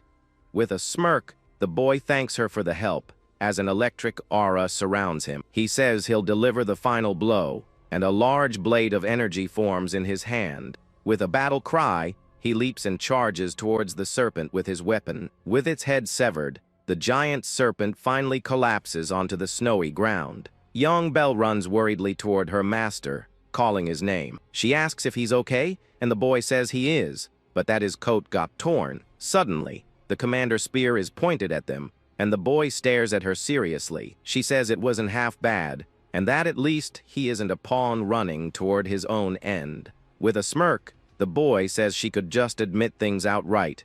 The commander says her unit is waiting and that she'll use him to the last drop. With a smile, he tells the woman not to complain if he steals all the credit. The scene then shifts and a red-haired man lets out a sigh of relief. A woman questions him, asking what he's doing just standing there in the cold. With a serious look, the man seems to be pondering something he noticed in the area. The woman calls him Hannah and says he's acting very strangely. He says what's strange is that his breath doesn't turn white despite the cold. She laughs and says it's because they are higher than any mountain in the country. The woman explains that in the dry, cold air, breath doesn't condense easily. He praises her for her knowledge, and she says she just read a little about it. Surprised, he wonders how she knew the books were from his personal office. He says he's a combat specialist and will leave the academic part to her. With a smile, she says she's counting on him and calls him Sword Saint Chronogaius. Back in the present, the group walks through the snow, and the atmosphere seems more tense. With a serious look, the protagonist stares at the path ahead without saying a word. The commander leads the group on her horse, and the others follow her in silence. The hooded soldiers walk silently, and the tension grows with every step. Young Belle watches the scene in silence, seeming uncomfortable with the atmosphere. She calls to her master and comments that everything has suddenly become very quiet. He says they're not on a picnic, and that there's no need for small talk. She agrees but says the surrounding silence is frightening, as if time has stopped. The young woman also says she feels colder, and that her breath now forms white clouds. He explains that it's quiet because the snow absorbs sound and cold because heat escapes. The boy says that although beautiful, this is a world of stillness where life itself comes to a halt. The young woman agrees that even though it's so beautiful, the place is quite terrifying to her. Out of curiosity, she asks her master when he learned all those things. He replies that Hannah was a meteorology expert and that she taught him everything. With a sideways glance, the boy falls silent, seeming to remember something sad. The young woman repeats the name Hannah, but the boy turns away and says it's nothing, leaving her confused. The commander calls to the maid and says she'll tell her something interesting since she wants to talk so much. With a sideways glance, she then asks if the young woman has ever heard of the Krujik clan. The girl confirms, saying they are a relentless organization that operates illegally across all nations. The commander agrees, saying that these snowy mountains are their current territory. She reveals they are gathering members and are undoubtedly tracking their movements as well. Surprised, the young woman wonders if they're also involved in trafficking innocent people. But the woman tells her not to worry, as their target isn't anyone in the group. With a serious look, the protagonist stares at the commander, seeming suspicious of something. With that, she reveals that their target is a secret treasure, the greatsword of Chronogaius. Shocked by the revelation, the protagonist turns around and wonders what the commander just said. She explains that the sword belonged to the Sword Saint, and that its sister blade is also here. With a sweaty face, the boy stares at the woman, appearing very tense about the information. The young woman then remembers the name Chronogaius, seeming to recognize it from somewhere. The commander confirms, saying it's the name of the man Lord Gilgren, subdued with his power. She mentions he was the Sword Saint of the Kilchan Empire and the sage of the Vesperia Kingdom. With a smirk, she says the feat of taking down both of them is still a legend to this day. Suddenly, the boy feels dizzy and grumbles while holding his water bottle. The commander says if something like the legendary sword exists, she definitely wants it. With a wicked smile, she swears she won't let trash like the Krujik clan get their hands on it. With a sideways glance, the protagonist glares at the woman, looking extremely angry about the situation. The young woman then calls out to him, and the boy plays it cool, drinking some water to calm himself. One of the soldiers says it's impossible to know how strong Chrono was, and that he would have wanted to fight him. Another soldier jokes that coming from the captain, that sounds a little strange, and the young woman is startled. With a smirk, the man says the greatsword sleeps, where the moonlight shines on the snow. He reveals they've been there for a year, and that's the only clue they found about the weapon. He says it sounds like a fairy tale, and that he bets 20 that the sword doesn't even really exist. The protagonist stares at the horizon, seeming to be deep in thought about the man's words. In his thoughts, he says that a blade identical to his greatsword is in this place. He thinks that he's felt it for a few days, and that his power and efficiency are increasing. With a determined look, he says that if the sword is really here, he won't let anyone take it. The scene then shifts to the hooves of a horse, walking slowly through the falling snow. The commander then stops her horse, seeming to have noticed something strange on the path ahead. The protagonist also stops and, with a serious look, stares suspiciously at the horizon. The other soldiers and the young woman are confused by the sudden stop and look around. Suddenly, a mysterious figure appears amidst the blizzard, watching the group from a distance. The captain asks what on earth that is, and everyone becomes alert in the tense situation. With a smirk, the commander says, "Speak of the devil," and he's finally appeared. The figure approaches, revealing a white mask with horns and glowing red eyes. The young woman screams in fear, asking if that's a monster, while the captain draws his sword. The boy calms her down and tosses his coat aside, preparing for the coming fight. With a smirk, he says it looks like the Krujik clan is putting on a show for them. The masked man stares at them in silence as an electric aura begins to leak from his body. Suddenly, several other masked men appear, surrounding the group from all sides. More masked men appear, and the group finds themselves completely encircled by enemies. The commander and the protagonist prepare to fight, facing the enemies with serious expressions. In the blink of an eye, dozens of enemies surround the group, and the battle is about to begin. The boy looks at the enemies and says they are surrounded by the rival clan's troops. The commander says they were already planning to hunt them down, so this just saves them the trouble. With a smirk, the young man says that was an overstatement, but asks who will be the first to fight. One of the clan members approaches and faces the group with an imposing and serious posture. With a smirk, the protagonist offers to be the first to fight him. The masked man and his followers stare at the boy in silence, and the atmosphere grows more tense. In a serious voice, the man tells the brat to state his name right then and there. With a smirk, the young man says they're just a bunch of bandits playing knight. The commander taunts him not to be scared, and the boy replies that he'd never run from a fight. With a furious look, he tells the Krujek clan to listen and prepares to introduce himself. He introduces himself as Sheikh Proud and tells him to choose between being taken down or telling him everything about the sword.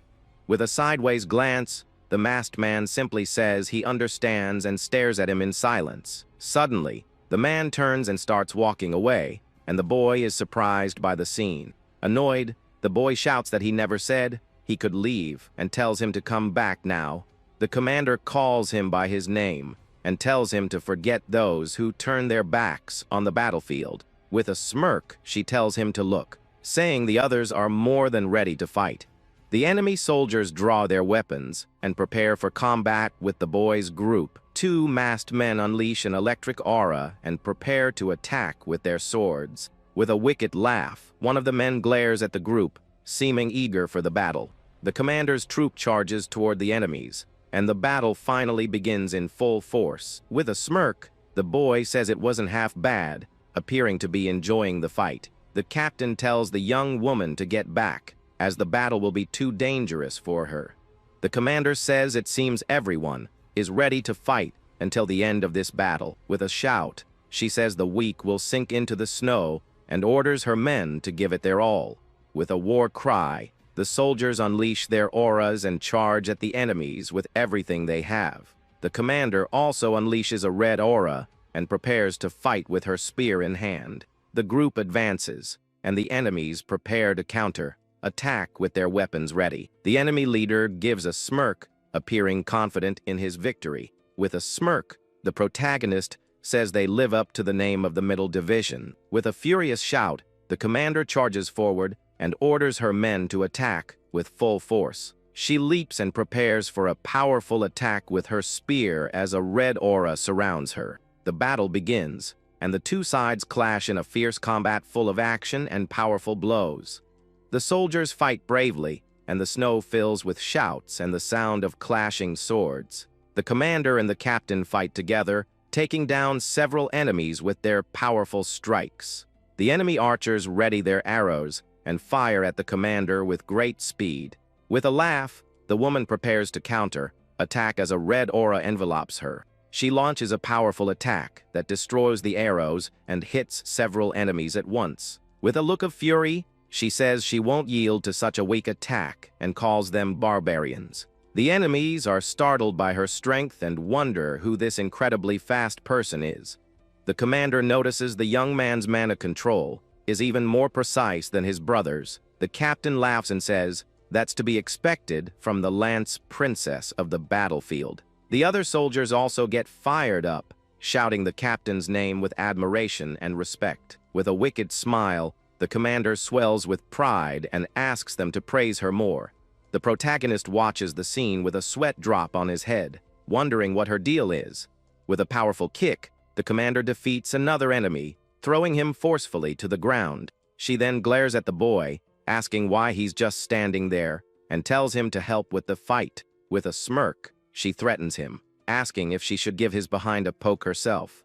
With a smile and a fiery aura, the boy says that's a scary thought, and that he'll pass on the offer, but he kneels on the ground, and an aura of fire and lightning begins to pour from his body. Surprised, the commander realizes he can also shape his mana in a complex way. With a shout, the boy unleashes a wave of golden energy that spreads across the battlefield. The blast of energy hits several enemies at once, sending them flying with great force. With a shout, the protagonist releases more energy, and several enemies are hit at the same time. Surprised, the commander realizes he hit the target dead on, even from a distance. With a smirk, the boy says that was a neat trick, and that he'll be borrowing it. The captain is surprised and says the brat copied the commander's technique right to her face. With a furious look, the commander glares at the boy, surprised that he copied her technique. Suddenly, more enemies appear, and one of the soldiers warns that about 30 of them are coming. The protagonist watches the approaching enemy cavalry and becomes alert to the situation.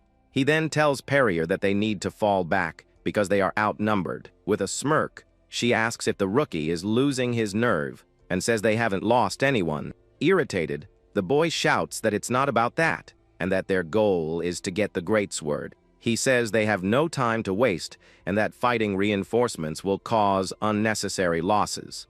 The commander stares at him and asks if he's holding back his mana on purpose in this battle. Surprised, the boy turns and stammers, not knowing what to say to the woman right now. She explains that his technique requires extremely fine and precise mana control to work. At this, she says that not even her own men can copy it, and that he's good at handling mana. With a suspicious look, she asks if his mana reserve is too small for his instincts. The boy grumbles and says she can figure that out later, as the enemies are almost upon them. With a sideways glance, the woman agrees and says she'll question him about it later. She then turns and tells him to be quiet and watch, as she'll clean up the rest herself. Surprised, the boy asks what she's doing and looks at her with a concerned expression. With a shout, the commander unleashes a red aura, and a powerful energy completely envelops her. The protagonist realizes she's raising her mana to level 5 and wonders if she's going to use that. With a shocked look,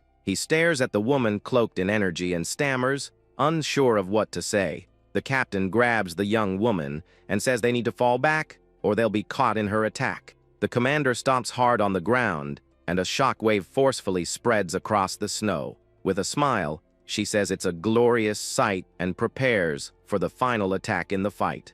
She says eliminating these small fries is as simple as crushing everything in the area at once. A large spear of energy forms in her hands, and she says this is how the strong fight. The enemies are frightened by the size of the attack and wonder what that technique is. With her tongue out and a wicked grin, the commander yells for the insects to perish. From a distance, the protagonist mutters that she has no idea what the word subtle means.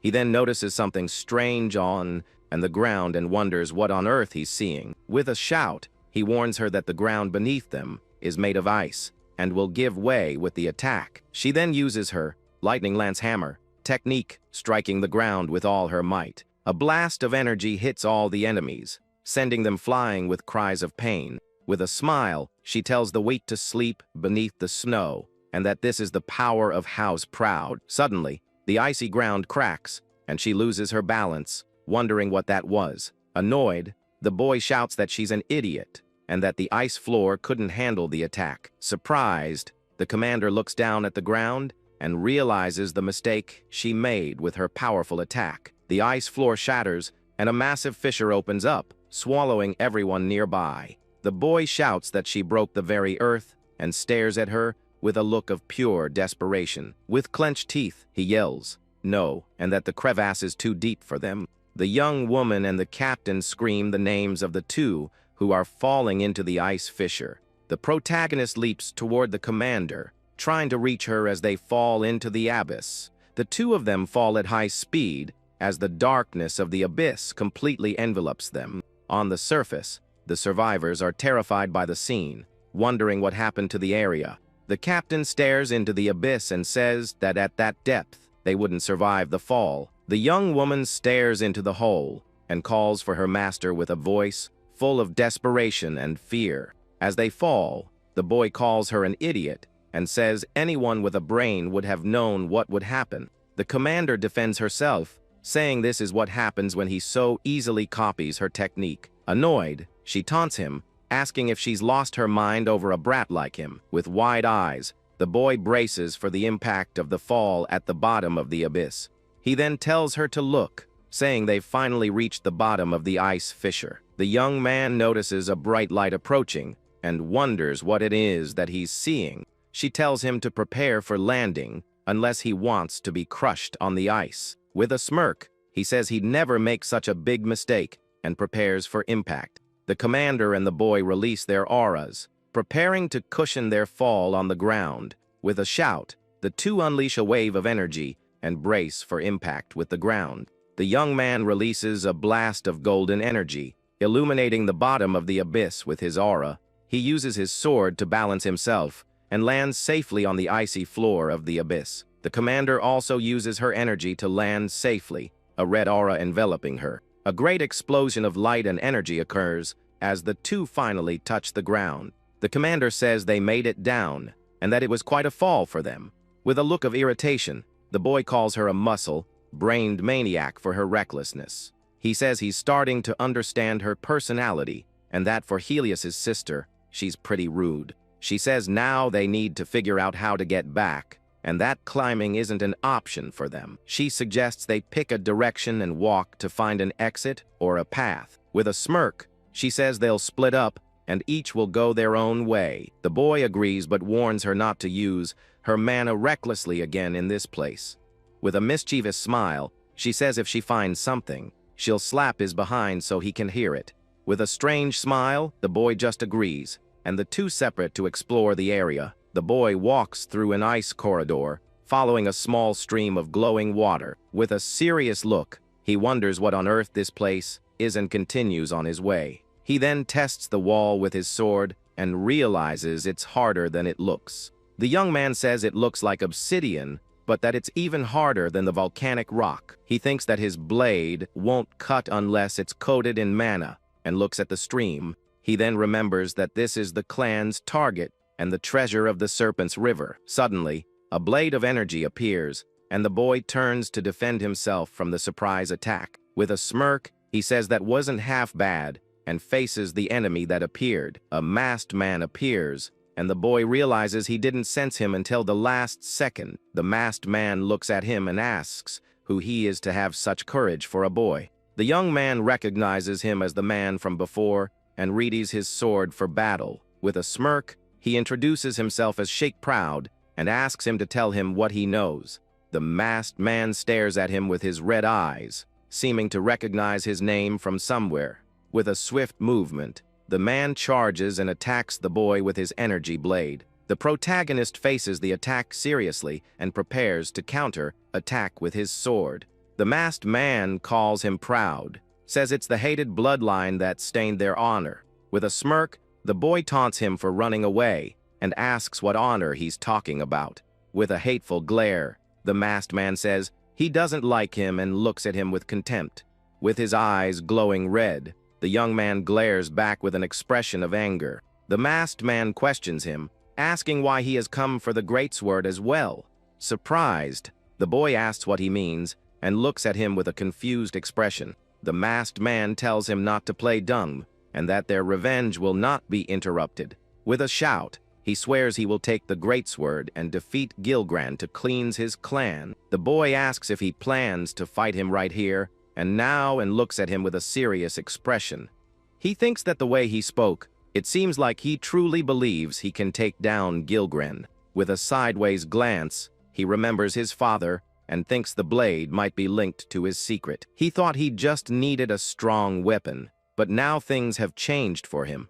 The two glare at each other with determination, vowing not to let the other get the sword. With a shout, the two unleash their auras and prepare for the battle over the greatsword. They charge at each other, and their blades clash in a duel of auras and energy. The boy uses his sword to defend himself, and a large explosion of energy erupts from the ground. The masked man launches an ice attack, and the protagonist prepares to counter-attack. With a leap, the young man unleashes an energy attack and lunges toward his enemy in the air. Their swords clash, and a great shockwave spreads across the battlefield. The two stare at each other with looks of fury as the battle continues with great intensity and power. Their auras clash, and the energy from the battle illuminates the bottom of the ice abyss. The boy is thrown back by the force of the blow, but manages to balance himself in mid-air with a leap. In his thoughts, he says this guy is much stronger than the other clan members. The masked man watches him in silence, seeming to analyze the young man's every move. He wonders who the boy is and how he has those eyes and that sword in his hands. With a determined look, the boy says he doesn't know who he is, but that he'll find out by force. Suddenly, the ice floor begins to shake, and a large fissure opens up between the two. Surprised, the boy wonders if it's another earthquake, and if Perrier is up to something again. A white, three-headed serpent emerges from the ice floor and glares at the two with fury. The masked man is startled and says it's an ancient magical beast that was hidden here. The protagonist looks at his enemy, thinking he knows more than he's letting on, and prepares to fight. He then gets the masked man's attention. Looking like he's about to make a proposal, he suggests they finish their fight after taking down the beast, as it will destroy everything. The three-headed serpent roars, staring at the two with its intensely glowing blue eyes. The masked man looks at the beast, seeming to consider the protagonist's proposal. With a sigh, he finally agrees to the plan and prepares to fight the beast. But he warns him that as soon as the beast falls, he will be the next to be defeated in battle. With a smirk, the boy just agrees to the threat and faces the beast with a serious expression. With a smirk, the young man says that's fine by him, and the two advance on the beast. The boy and the masked warrior rush forward together to attack. The gigantic three-headed white serpent roars fiercely at them. The monster tries to crush them by slamming its massive bodies onto the ice floor. They dodge nimbly while striking the creature's shimmering scales. The masked man launches a powerful slicing blow at the beast's neck. He realizes with frustration that the Guardian's defense is far too strong. At that moment, the protagonist shouts, asking if the man had said something. The warrior tells the young man to focus mana directly into the snake's napes. The boy focuses his vision and notices the intense flow of purple magic through the monster. He quickly concludes that there is a spell controlling the great beast's actions. With a confident smile, he says that he just needs to find out who is holding the leash. But the temporary ally warns the young man, sternly not to get carried away. The masked man attacks, guaranteeing he will be the only one to wield the coveted sword. At that moment, the young warrior lands firmly on the frozen ground. He retreats a little, acknowledging the immense strength of his prickly companion. Far from prying eyes, the boy decides to use all of his hidden power. An intense flaming aura charged with lightning explodes around him. He smiles, excited to finally be able to fight using the Kilchia swordsmanship. Without wasting time, he fires the fourth form of his most powerful technique. A gigantic serpent of fire hits the lethal creature square on. The masked man is astonished to see a member of the proud family using that. The great flaming impact completely engulfs the monster's heads. After the devastating attack, the protagonist lands on the ground, quite breathless. The large cloud of smoke begins to dissipate across the wide battlefield. To everyone's surprise, the serpent resurfaces without a single scratch. The young man becomes quite irritated to see that those scales are indestructible. He laments that the amount of mana in his current body is not enough. The boy concludes that he needs to focus all his energy on the tip of his sword. With a new strategy in mind, he advances again against the immense creature. Taking a huge leap, he bravely propels himself through the frigid air. One of the serpent's heads immediately strikes to attack him in mid-air. Dodging by a hair's breadth, he manages to return safely to the ground. Trembling from the danger, the young man murmurs breathlessly that was too close. He gets irritated and accuses the warrior of trying to hit him along with the monster. The rival replies coldly that it was entirely his own fault for having his guard down. He reinforces that he will eliminate the boy at the first opportunity he finds. The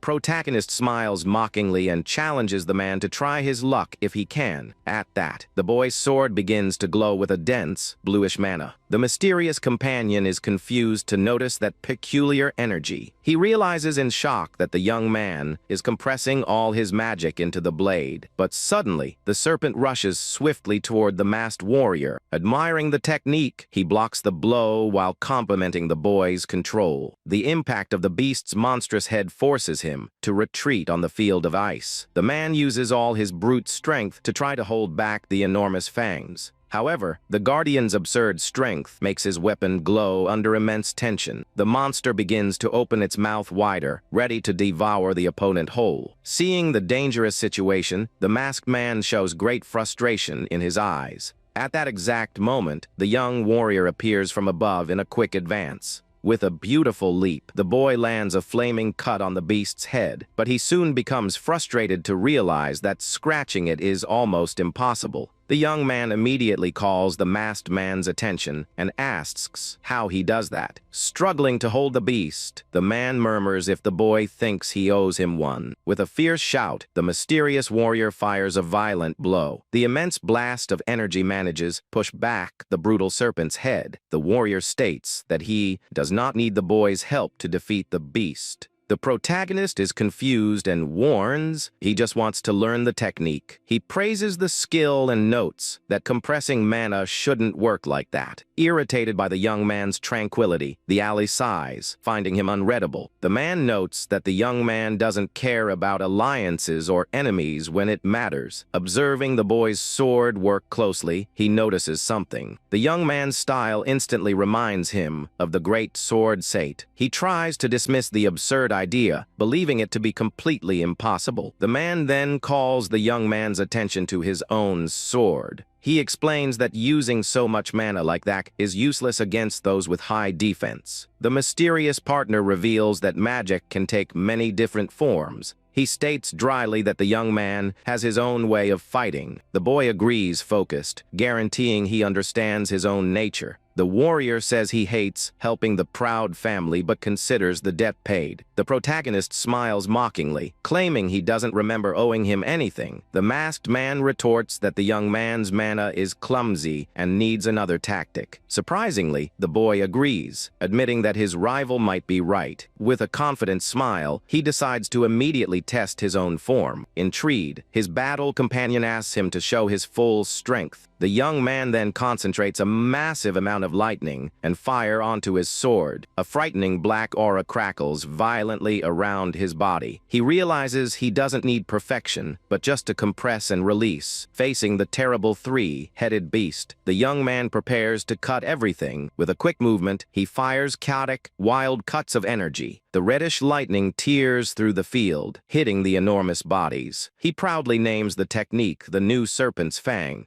The masked man watches the demonstration of power, calling the young man a monster. The protagonist advances, cutting through the air with devastating blows. Jumping very high, he positions himself exactly above the three heads. Holding his sword firmly, he concentrates a dense, flaming mana. The man realizes in shock that the attack managed to pierce the hard scales. The boy buries the blade deeply into the top of the huge beast's head. With an insane expression, he shouts that the blow is not over yet. Beams of raw energy begin to leak violently all over the neck. A gigantic explosion shatters the guardian from the inside out. The serpent falls dead, while the ally analyzes the brilliance of the blow. He is amazed by the absurd precision behind so much brute force. As the bodies collapse, the masked man reflects on who this boy is. The three heads plummet heavily onto the hard surface of ice. Without getting hurt, the young man lands calmly with his powerful impact. Satisfied with the result, he thanks the warrior for the excellent technique. The man praises the young man's talent while observing his calm demeanor. He recognizes in the young man the true mark of an adaptable and powerful master. Suddenly, the warrior faces him and asks if he is the late sword saint. The boy stammers, caught completely by surprise by the unexpected question. The masked man recalls an ancient legend about gods who resurrect grudges. The masked man assesses that the young man's swordsmanship and mana control seem completely abnormal. He feels as if the late sword saint were fighting to break free from that body. The protagonist widens his eyes, completely shocked by his companion's accurate deduction. The warrior demands to know if he is really Chronogaius and how he got that young body. Trying to hide his nervousness, the boy stammers, calling that theory pure madness. However, before he could explain himself, the protagonist lets out a grunt of excruciating pain. He falls to his knees on the frozen ground, while the mysterious ally asks what happened. Trembling and sweating cold, the young man realizes with frustration that he has completely exhausted his mana. With blurred vision, he fights not to pass out at such a critical and dangerous moment. The boy worries, noting that the masked warrior knows a lot about his past life. The man approaches suspiciously and asks if the young man is just trying to dodge the conversation. He suggests that that is the price of reincarnation, making the young man swallow hard at the guess. The protagonist realizes that his temporary partner is incredibly astute and dangerous. Determined, the young man decides that he cannot let anyone discover his great secret. Suddenly, loud cracking sounds echo through the location and catch the pair's attention immediately. The immense ice wall behind the dead serpent begins to crumble into large pieces.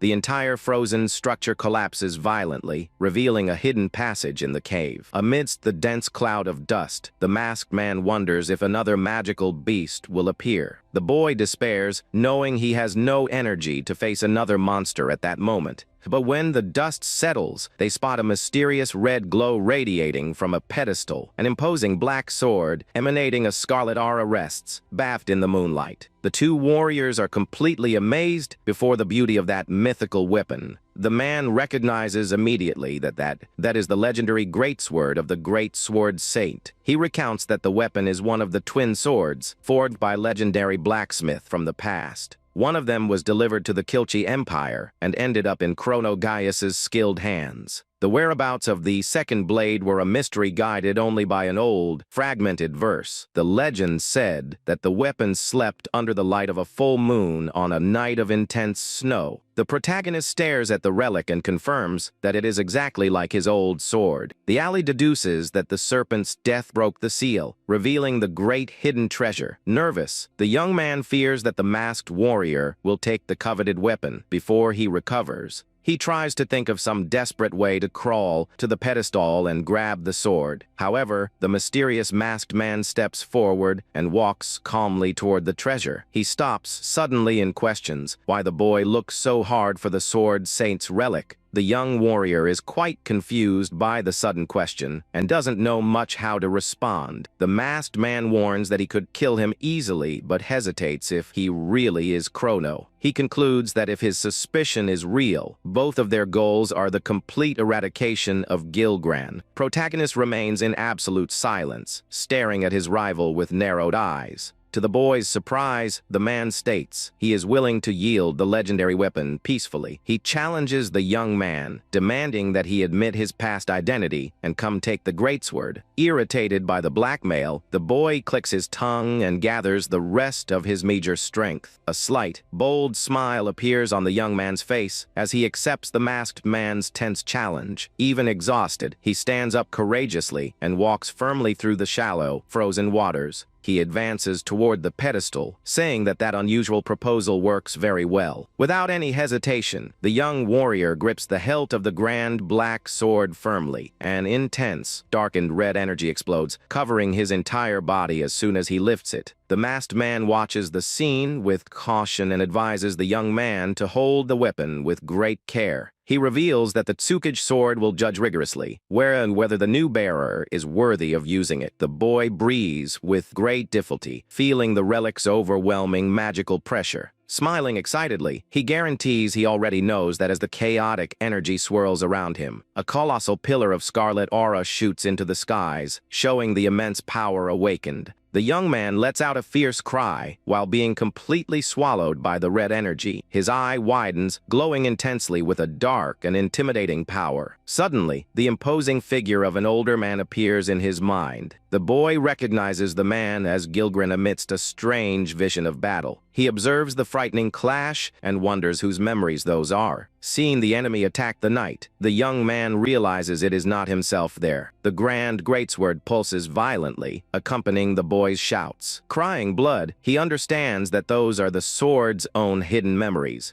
The weapon's chaotic aura whispers that it will never forgive the cruel tyrant Gilgran. With a roar, the young man releases a colossal explosion of pure scarlet magic. The masked warrior just observes the entire frightening scene in silence. The protagonist agonizes while the absurd power flows uncontrollably through his body. Grabbing the hilt firmly, his wounded hand absorbs the weapon's dark force. A new, devastating shockwave sweeps through the entire, extensive ice cave. The young man finally smiles, realizing that the blade also hates Gilgran deeply. With an intense look, he shares the same feeling of overwhelming hatred. The past of defeat resurfaces, showing the terrible villain victorious over him. The boy swears to kill Gilgran in the sword's place, asking for all its strength to be lent. The red energy explodes for good, illuminating the abyss while the alley watches. The masked man turns around, surprised to hear a noise coming from the defeated monster. The immense,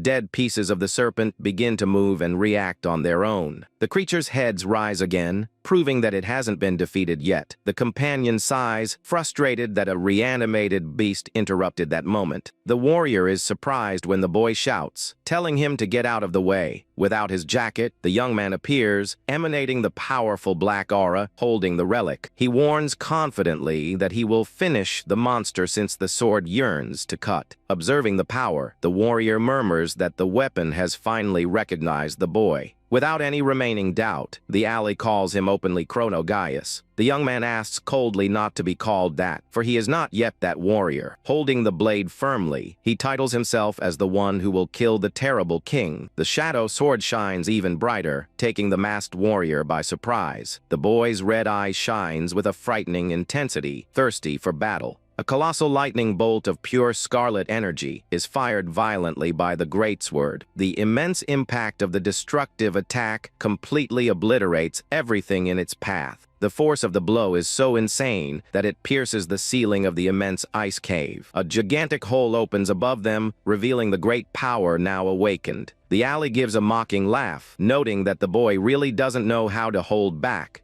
Satisfied, the protagonist smiles and says that fighting like that brings back a lot of nostalgia. Suddenly, the grand black sword begins to dissolve into pure red energy. Frightened, the young man watches the magical lightning bolts swirl and converge to his hand. The blade disappears, leaving only a mysterious moon mark on the back of his arm. The mysterious warrior explains calmly that that is the Tsukikaige's real will. He recuts the weapon, vanishes into the shadows, and returns when summoned by the worthy master. Intrigued, the boy stares at the new mark, understanding his partner's magical nature. With nothing more to do, the man says goodbye and wishes luck on the young man's future journey. The protagonist tells Gruzik to wait, warning that he still has many questions for him. The ally replies that their paths will cross again through the search for vengeance. Before leaving, he reveals his name is Shiratori and promises to meet the proud hare again. The boy just listens to those last words in complete and reflective silence.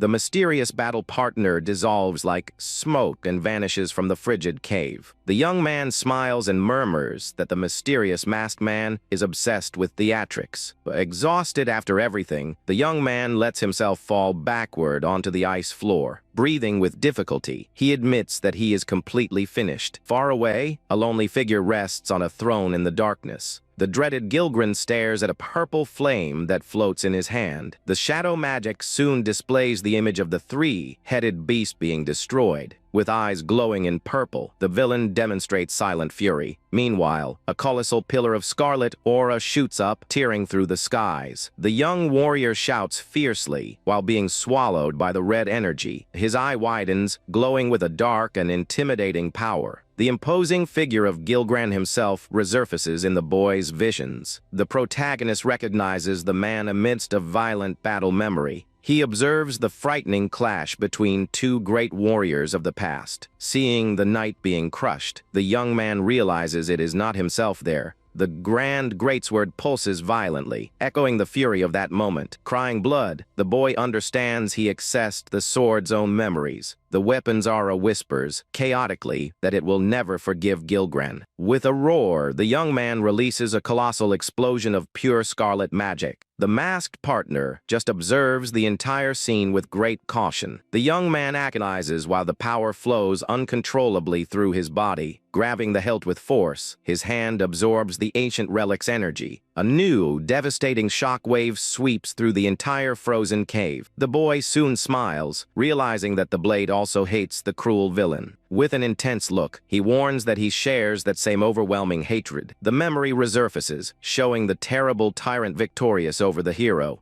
The young man swears to kill Gilgren in the sword's place, asking for all its strength. The red magic explodes, illuminating the abyss while the ally watches. The masked warrior turns around, surprised to notice something strange in the environment. The enormous, dead pieces of the serpent begin to move on their own. The beast's decapitated heads rise once again, menacingly. The ally concludes, irritated, that the monster was trapped by necromancy. The man is startled when the boy shouts, telling him to get out of the way. Emanating the black aura, the young man prepares to fight, holding the greatsword. He warns very confidently that he will finish the monster once and for all. Observing the scene, the warrior murmurs that the weapon has finally recognized him. Without any remaining doubt, the masked man calls him Chrono Gaius. The boy asks coldly not to be called that, for he is not yet him. Holding the blade, he titles himself only as the one who will kill Gilgren. The shadow sword emits powerful lightning bolts, taking the man by surprise. The boy's eye shines with a frightening intensity and thirst for a fight.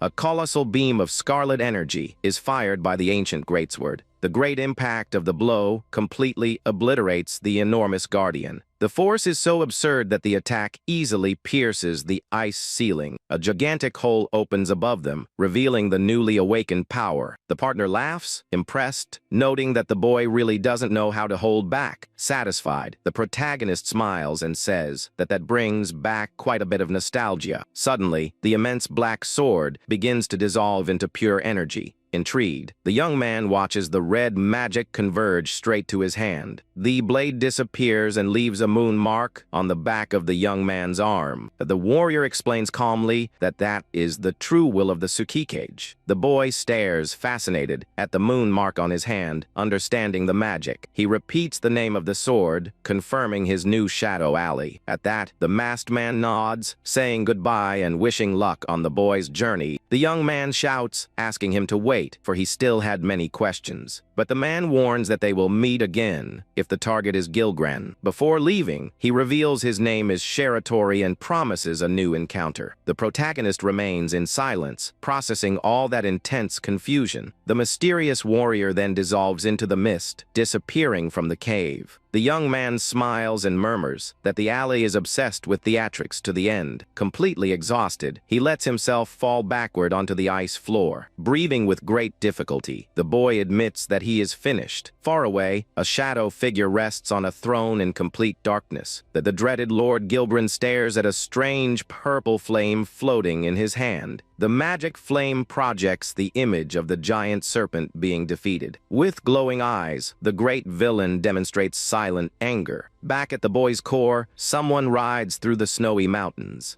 The young man wakes up confused and lets out a grunt, feeling his body heavy. He realizes he is in a wagon being guided by Commander Perrier. The woman retorts mockingly when the boy asks the reason for her being there. The maid Belle cries with relief to see that her young master has awakened. The girl asks if he remembers anything, but the boy denies it promptly. He soon has a glimpse of the fight and realizes he passed out from lack of mana. Frustrated, he murmurs to himself that he overdid it beyond his limit. Perrier agrees, saying that he toyed with the beast until he lost his senses. She recounts that she found the exit and tried to warn him, but he was inattentive. Belle explains that she heard the collapse and rescued him to go to the ruins. The young man lowers his head and thanks her discreetly for having been saved. The commander warns that they are arriving and asks if he feels the energy. A colossal pillar of negative purple mana leaks intensely from the ruins in the distance. The boy narrows his eyes with anger, recognizing Lord Gilgren's power. Suddenly, Perrier notices strange movement approaching. Something advances swiftly through the snow, raising a dense white cloud. A pack of terrifying wolves with purple lightning appears in their path. The soldiers are startled when the beasts begin to surround the wagon. The young man draws his sword, emanating blue mana, and complains about that insistence.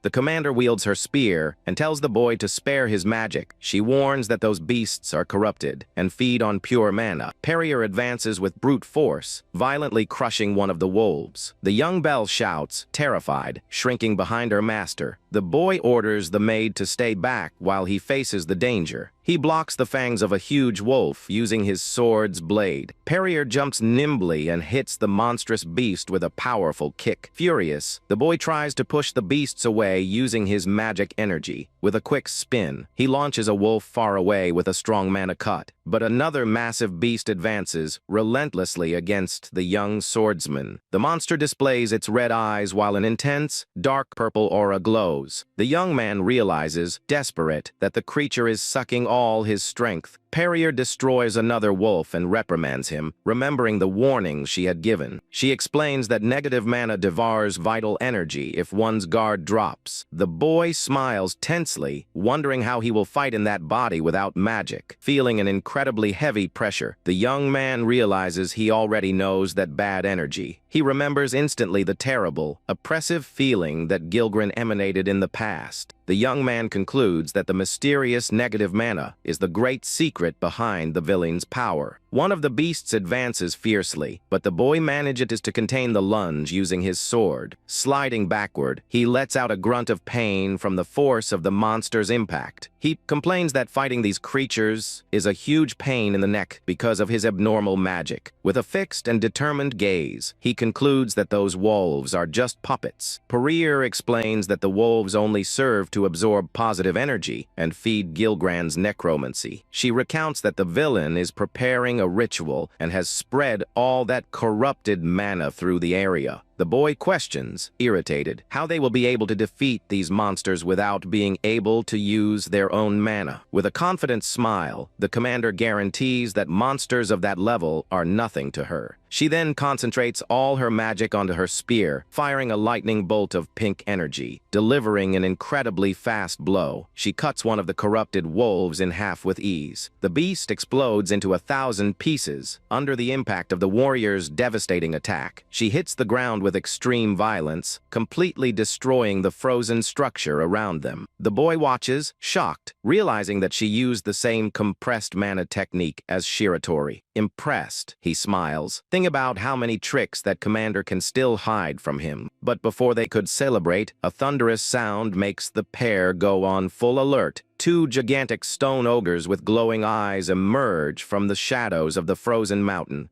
The boy is enraged to notice that new and more terrible enemies do not stop appearing. The subordinates panic completely when seeing the colossal size of the stone monsters. Perrier becomes serious, recognizing that those legendary creatures still existed in those lands. The soldier soon identifies the monster from the legends and is terrified to notice the dense negative mana in it. One of the gigantic ogres lifts its colossal club and strikes the ice floor with violence. The brutal impact cracks the entire mountainside, throwing the wagon and soldiers through the air. The young belle lets out a scream of terror when falling into the huge, newly formed precipice. Desperate, the protagonist tries to run toward his maid, but is blocked by the monster. Perrier jumps into the abyss to save the group and orders the young man to face the stone ogre alone. The boy turns around quickly and widens his eyes to see the giant approaching to attack him. He dodges by a hair's breadth a devastating blow that explodes the snow right behind him. Irritated by the situation, he complains that commander always does whatever she wants. The young man knows that if the ogre is covered in negative mana, any weak magic will be devoured by it. He ponders whether to risk everything and spend a large amount of energy all at once. Sliding swiftly through the snow, he escapes the monster's crushing punch with great agility. With a focused gaze, the boy decides he cannot waste time hesitating in the middle of the fight. He knows he cannot fail when the life of his new companions and Hannah is at stake. Without alternatives, he hits the palm of his marked hand against the snowy ground with determination. An explosion of black smoke and red lightning emerges from his Sukakaij summoning seal. The legendary black sword materializes on the battlefield amidst an intense lightning storm. Wielding the huge weapon with ease, the little warrior faces the stone giant without fear. He executes a devastating ascending blow, releasing a gigantic blast of pure scarlet energy. The overwhelming attack hits the monster full on, opening a deep cut in its rock chest. Under the brutal impact of the sword's energy, the giant ogre is simply split in half. The young man smiles, impressed to see that he managed to manifest so much power with little mana. But the purple negative energy that was coming out of the monster begins to float and surround the young man. To his surprise, the red sword begins to react and attract that corrupted magic. That Sukage begins to avidly absorb all the dark energy emanating from the defeated enemy. The boy is extremely perplexed to notice that his weapon is literally devouring the negative mana. He lets out a grunt of pain to feel his arm bleed under the violent rejection of energy. Breathless, he stares at the ogre still standing and realizes that the sword desires to consume even more power. The young man smiles defiantly at the sword's fury and decides it is time to go all out. Wrapped in red lightning, the boy jumps toward the combat with the greatsword raised.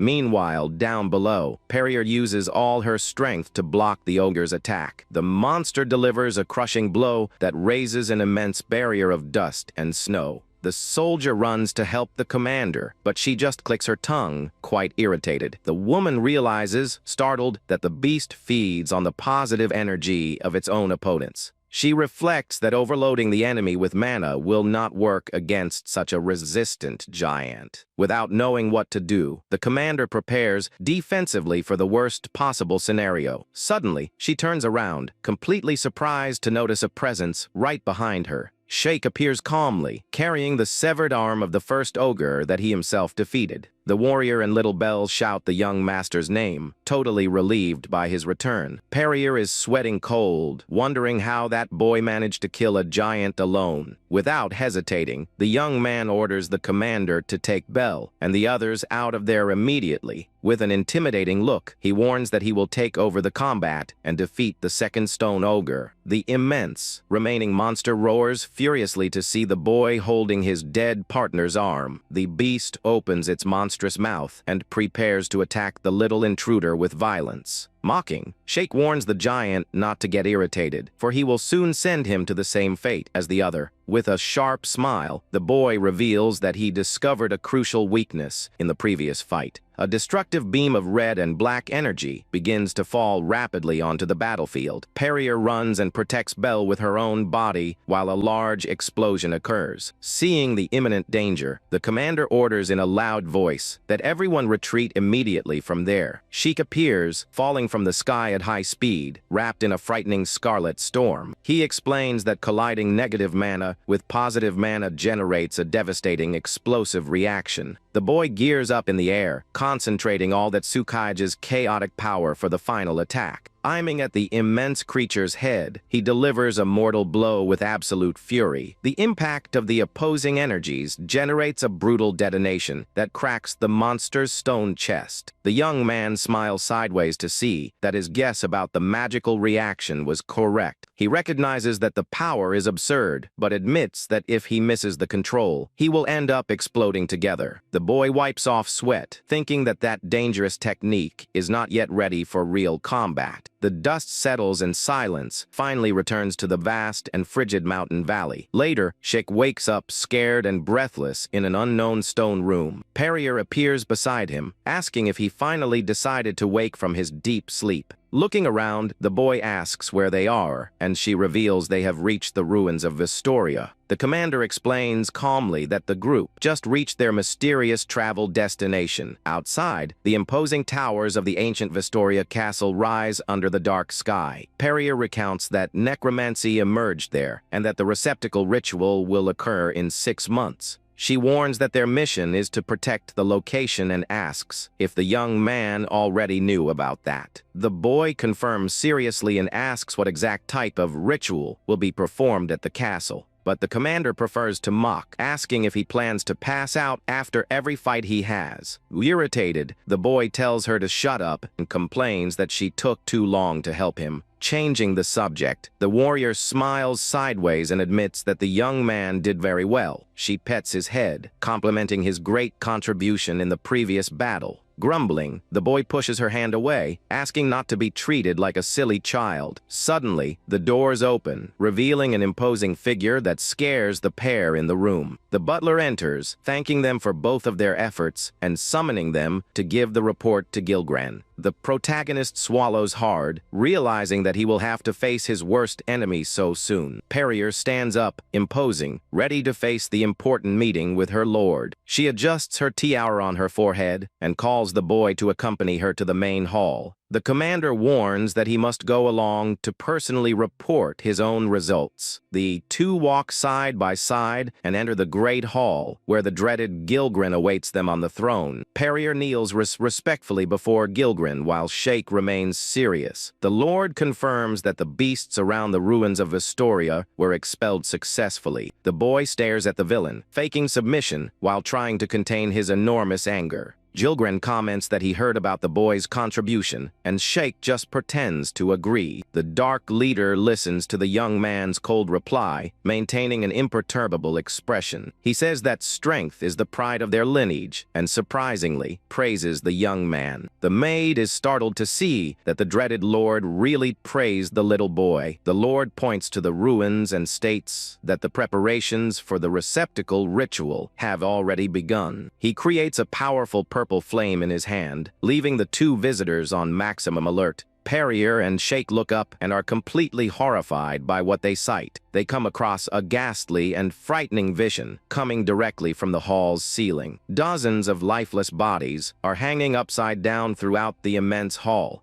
The young maid shouts in panic when witnessing that bizarre and cruel scene of murder. The Lord smiles sadistically and reveals that those bodies belong to Sheikh's brothers. The boy is furious to realize what that monster man did to his own children. Perrier shudders in horror, while Gilgren's sadistic laugh echoes through the environment. The protagonist is shocked to identify Helios's body hanging and bleeding a lot. The young maid cries, desperate, when noting the terrible state of the hair Helios. The villain maintains a cruel smile, while the commander perspires from pure nervousness. Sheik stares at the man with deep hatred, feeling his blood boil in his veins. Helios's blood drips slowly, falling straight into a large chalice on the ground. The butler observes the holy liquid and warns coldly that that amount is already enough. The brother's body is thrown on the ground like trash, leaving the visitors even more shocked. The protagonist clenches his fists, fighting against the strong desire to attack the tyrant right now. He wonders with fury what kind of cruel monster that man really became. Gilgren notices the young man's sharp gaze and mocks the audacity of the proud boy. He says he knows of Sheikh's recent fame and challenges him to fight against him again there. The boy hesitates under the terrible magical pressure, but maintains his look of fury. Knowing he cannot win yet, he kneels and asks for forgiveness for his audacity. He hates feeling so pathetic for having to bow before that monster. The young man humiliates himself by bowing his head while swearing vengeance against the terrible tyrant. Satisfied, the Lord states that it is good to see that the boy finally learned his place. Suddenly, the man pulls out a weapon, leaving the young maid in the room in panic. The loyal belle runs, desperate, and implores that the tyrant spare the young master's life. Sheik is startled to see his maid interfere in front of the dangerous opponent. The young girl begs for mercy on her knees, guaranteeing that the boy is repentant. Gilgren sighs with boredom, demonstrating that he has no compassion for the interference. Hands of purple shadows emerge from the frozen floor and grab Belle's legs. The maid shouts, desperate, when being dragged by the villain's terrible dark magic. The Lord warns that no servant has the right to interrupt his fun and orders her death. The boy shouts in despair when seeing Belle being swallowed by the creeping shadows. But a barrier of pink laser appears suddenly, trapping the young man in the same place. He tries to break the magic cage and demands that the villain release the innocent maid. Mocking, the man asks if seeing the suffering of others really hurts him so much. The protagonist shouts, enraged, against the energy bars that keep him trapped. The Lord approaches with a macabre smile and decides to propose a new, cruel agreement. He warns that on the day of the ritual, he will suck until the last drop of Belle's blood.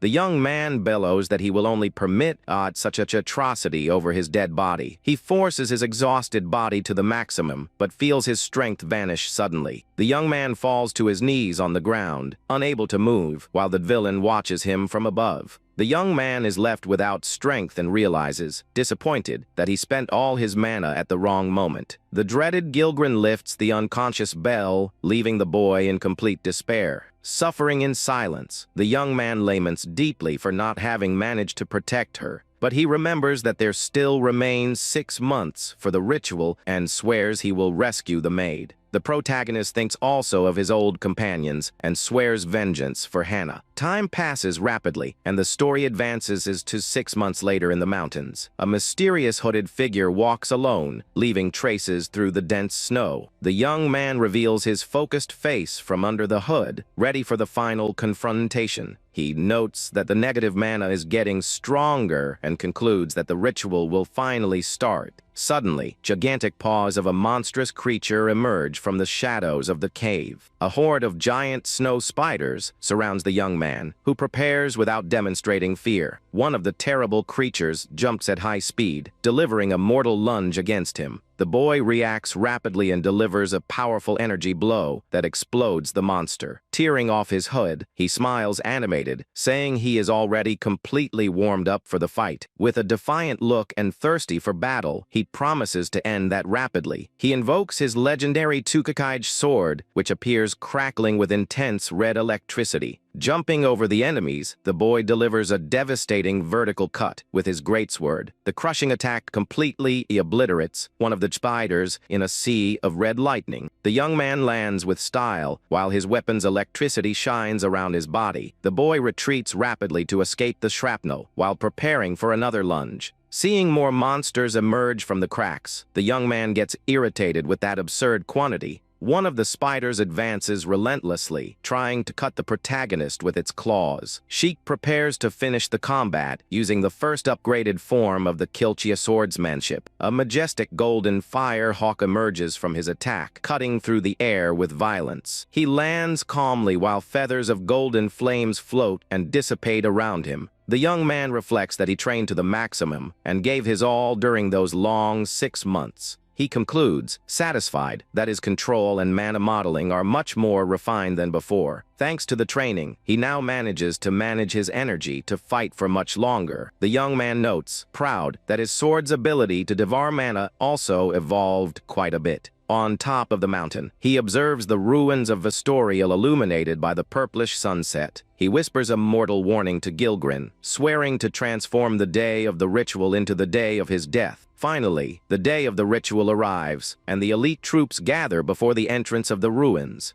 Sheik wears the official uniform and joins the warriors, maintaining a serious and focused demeanor. The Lord's butler warns that the mission of the Intermediate Division is to watch that floor rigidly. He orders harshly that no one must pass to the lower level where the ritual will occur. To guarantee safety, the man activates golden bracelets that burn with magical flames. The bracelets of all the guards light up and release a strong fire energy around their arms. The butler explains that those special adornments serve to amplify the physical strength of those who use them. However, he warns that an error in controlling that extreme power can easily kill the user. The man completes the threat by warning that the bracelets will also take the life of those who abandon their post. The soldiers are extremely terrified by the revelation of that cruel, mortal trap. He warns coldly that the jewels will be watching their every step and demands total caution in their actions. Sheik clicks his tongue, quite irritated with another dirty method used by the Lord's followers. One of the guards trembles with fear, staring at the shining bracelet under the butler's attentive gaze. The blonde warrior goes into total panic without knowing how to react before that death sentence.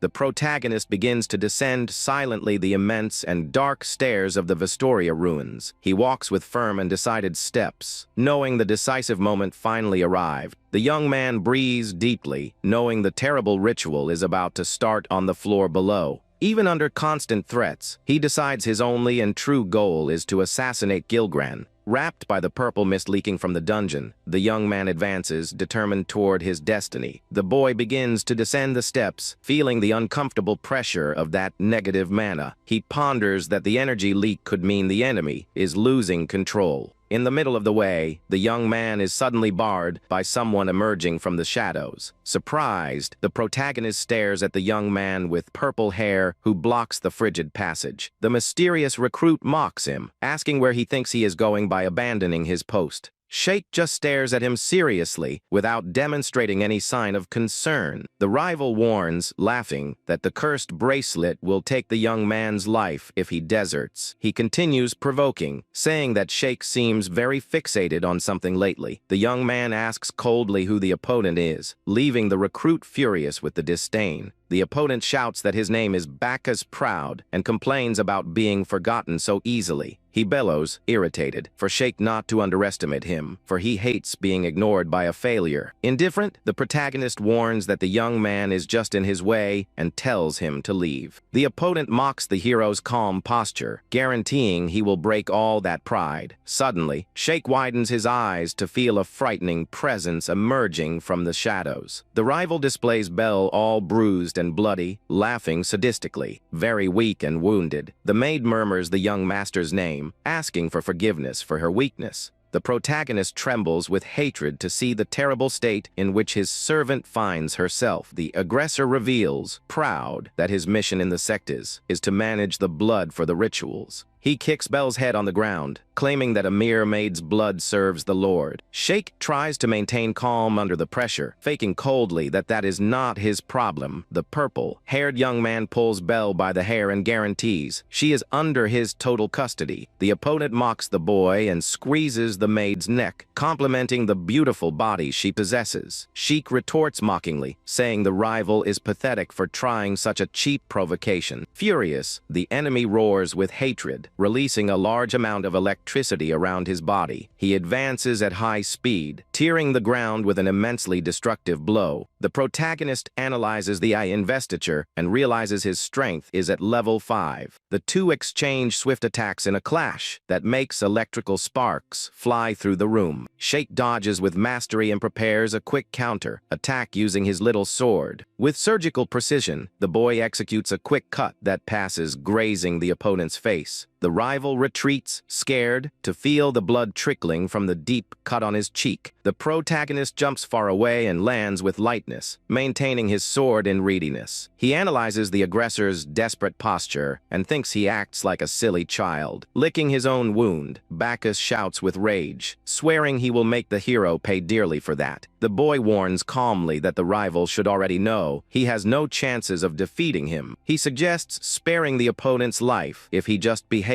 and delivers the maid. Completely crazy, Bacchus shouts, releasing a frightening amount of purple mana and electricity. The two clash violently, generating a large explosion of energy in the stone corridor. Sheik blocks the investiture and questions if the rival is just a brainless masochist. He decides to release only 1% of his power to end that dispute at once. With a quick and lethal cut, the protagonist severs the opponent's arm without any pity. The limb flies far away, while an immense blast of red energy explodes in the corridor. The boy prepares to move forward but stops, surprised to notice something strange in the rival. Wrapped in dark mist, Bacchus regenerates, creating a monstrous arm made of pure negative mana. Sheik retreats, scared, and wonders what type of bizarre transformation that is before him. The rival laughs maniacally, claiming that monstrous arm is proof of Gilgran's recognition. The young man analyzes the situation and realizes the opponent was totally infused with corrupted mana. He notes that the boy's own sanity is being completely devoured by that dark power. Sheik laments the rival's stupidity for seeking a strength that his weak body cannot support.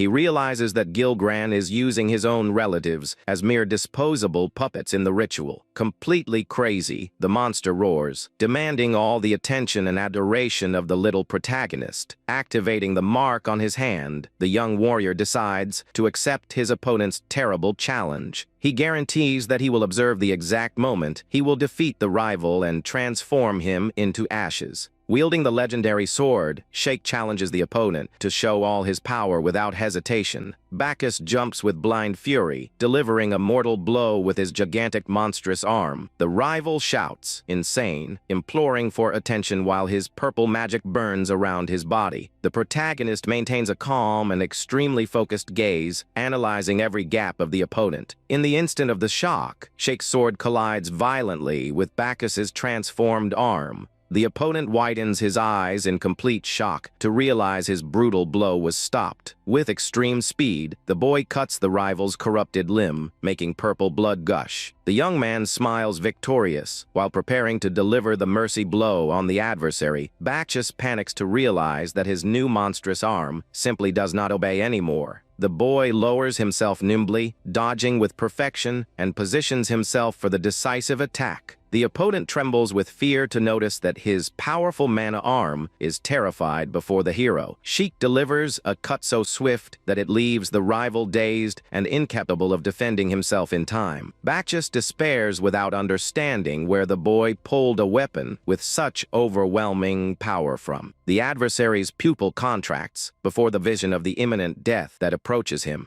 The protagonist warns that this time he will say goodbye to that cursed arm once and for all. With a shout of fury, the young man jumps, delivering an aerial cut of gigantic proportions in the air. The blast of red magic cuts the wind at a speed impossible to be followed. The violent impact generates a massive explosion that completely destroys that hall's floor. The boy lands with tranquility on the destroyed ground, while the smoke begins to settle. Bacchus roars with extreme pain to feel the power of the attack devastate the rest of his body. The bloodied rival bellows with hatred, demanding that the young man not stare at him with such superiority. Sheik asks calmly if he still manages to stand after losing his precious limb. The enemy says, laughing, that losing arms is a price very cheap to obtain Gilgran's power. The protagonist realizes, intrigued, that the rival possesses the same bizarre regeneration as the exam monsters. The opponent roars, claiming that that divine strength was an exclusive gift granted by his lord. Various monstrous arms sprout from his body while he shouts, considering himself very special. The hero retorts, saying the rival stopped being human, but continues acting as if he were the owner of the place. Bacchus shouts with pain when a new, extremely swift cut tears his chest in the middle of the fight. With quick movements of his blades, the boy severs all the rival's newly regenerated limbs. An explosion of purple blood occurs, while the monstrous arms are sliced in mid-air. The hero maintains calm, knowing that difficult combat was extremely useful for his test. He spent the last 6 months training alone, and finally could put his true strength to the test. Previous battles served to hone his technique and prepare him for the worst challenges. All that accumulated experience generated a refined ability of instant mana control. The protagonist decides to test only 10% of mana release for a fraction of a second. Bacchus is left completely paralyzed with terror to feel the terrible magical pressure that emerges from the boy. The invisible blow cuts the air and destroys the rest of the monster in the blink of an eye. The adversary shouts in despair, while his corrupted body is totally obliterated by the energy. Sheik lands victorious, declaring that he witnessed the complete downfall of the arrogant rival. Suddenly, calm steps begin to echo through the dark corridor, catching the young man's attention. The boy turns around quickly in alert to notice the dangerous butler approaching from behind his back. The man walks calmly, commenting with irony about that violent fight between brothers. He reveals with a smile that the noise of the combat could be heard even on the lower floors. The hero reprimands himself mentally for not having perceived the approach of such a dangerous opponent.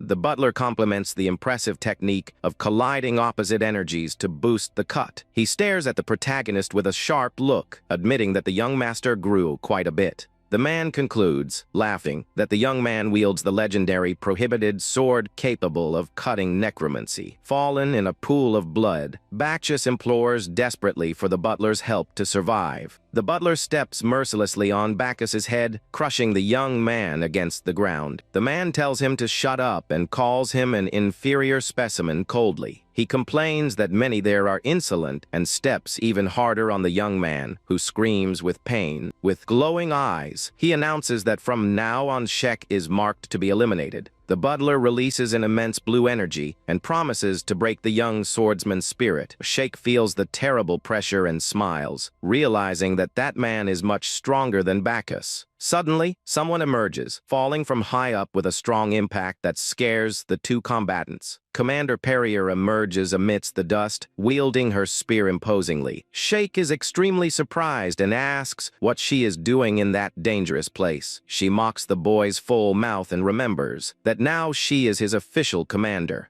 The woman warns that she always takes care of her subordinates, but the boy complains about her interference. The butler observes the small talk with a smirk, quite sinister. She introduces herself with the name Puri Proud, while facing the enemy head-on. The man questions the reason for her betraying Lord Gilgran, since she was such a loyal subordinate. She ironizes, agreeing with his statement about her old and blind loyalty. The warrior recounts that she lived swearing absolute loyalty to the tyrant until that moment. She remembers her younger brother who idolized the Lord and believed in his words. Her brother was used in macabre human experiments, and she swears she will never forgive Gilgran. Sheik observes the serious countenance of the companion, feeling the pain behind her story. She asks if the boy also wants to defeat the Lord, and he smiles, admitting his intentions. With a beautiful smile, she says it is easy to notice when they share the same strong desire for vengeance. The warrior asks the boy to carry all her feelings on his sword's blade. The young man says that doesn't suit her and suggests finishing off the dangerous butler soon. The man adjusts his glasses with disdain and murmurs that they are just problematic children. He states coldly that weakness is a terrible sin for those who do not understand the truth. Butler advances at a frightening speed, saying he has no utility for the weak. The two warriors widen their eyes, completely shocked by the sudden start of the attack. A blue blade descends, cutting the air between them with an absurdly destructive power. They sweat cold and despair, realizing that enemy's speed is unbelievable. The man with the glowing eyes warns coldly that he will eliminate both in one go. He dodges with extreme ease, shakes, jump, and delivers mortal blows in the air. The butler spins his sword, creating a destructive blue arc that forces the commander to retreat. The boy realizes the enemy barely uses mana, but possesses surreal strength and speed. The butler displays a confident smile to perceive the clear advantage in the combat. The warrior wraps her spear in pink flames and shouts for Sheikh to attack in sync with her. The opponent just observes their coordinated movements with coldness, and without faltering, the two warriors launch themselves together in a mortal investiture full of magical energy. The butler spins, creating a wind whirlwind, easily dodges the combined investiture. He hits a violent kick on parrier and hits Sheikh's face with extreme precision. The boy spits blood, realizing the enemy manages to read perfectly all the attacks. The man slides rapidly, preparing a precise cut against the boy, who is vulnerable. With a somber smile, the butler celebrates, saying he already eliminated the first opponent. Seeing the dangerous situation, the commander shouts, desperate for her young partner's name. She throws herself in front of the attack, receiving the butler's mortal blow in the boy's place. Butler is startled to see that the woman used her own body as a shield to save Sheikh. Even bleeding a lot, she holds the enemy's blade with a victorious smile on her face. She roars with pain while spinning her spear, releasing an explosion of pink magical energy. The powerful impact pushes away the man, who slides backward while they retreat through the air. Breathless and quite bruised, the two warriors try to catch their breath in the battle. The butler just wipes off the dust and sighs, demonstrating that he is still entirely unharmed. The butler mocks the two, saying it is touching to see how they get along so well in the middle of the battle. Sheikh asks if Pirier is okay, and the commander replies, proud, that is just a nothing scratch. She admits that the butler surpassed her expectations and questions the young man about how they will break his defense. The boy displays an astute smile and asks his companion to distract the butler for just 10 seconds. Suspicious, she asks if he discovered something important or if he is planning to flee the location alone. With a confident smile on his face, she accepts the bold plan of the young warrior without hesitating. She advances swiftly, wrapped in pink flames, stating that she will play the boy's game willingly. The warrior delivers a devastating spinning attack with her spear, letting out a scream of fury. With his shining blue eyes, the butler predicts calmly that her next blow will be a diagonal cut. She attacks with all her strength, but the adversary dodges with quick and elegant movements. The opponent anticipates the warrior's low kick and jumps lightly to avoid being hit. Following that, she tries a furious horizontal cut, but the butler lowers himself with extreme ease. He thinks with arrogance that he manages to read all her movements, as if they were written before his eyes. Sweating from frustration, she continues attacking fiercely, while mentalizing that she cannot lose that fight. She grinds her teeth with absolute anger, focusing every gram of her energy to try to overcome his dodging. The commander continues delivering successive blows, swearing to herself that she will never die in that location. She bellows with fury that she will not rest until destroying completely the cursed and cruel Lord Gilgren. Hearing his master's name makes a vein pop in the butler's forehead, who becomes visibly irritated. The man delivers a swift counter-attack, telling her never to dare pronounce Gilgren's name so lightly again. But in the middle of the blow, the butler notices something sudden behind him and widens his eyes, startled. Sheik appears, falling from high up, wrapped in red lightning, and challenges the man to read that surprise attack. With a ruthless sword blow, the young man delivers a pinpoint vertical cut on the opponent's chest. The butler is left completely incredulous and shocked to realize his chest was torn by the boy's blade.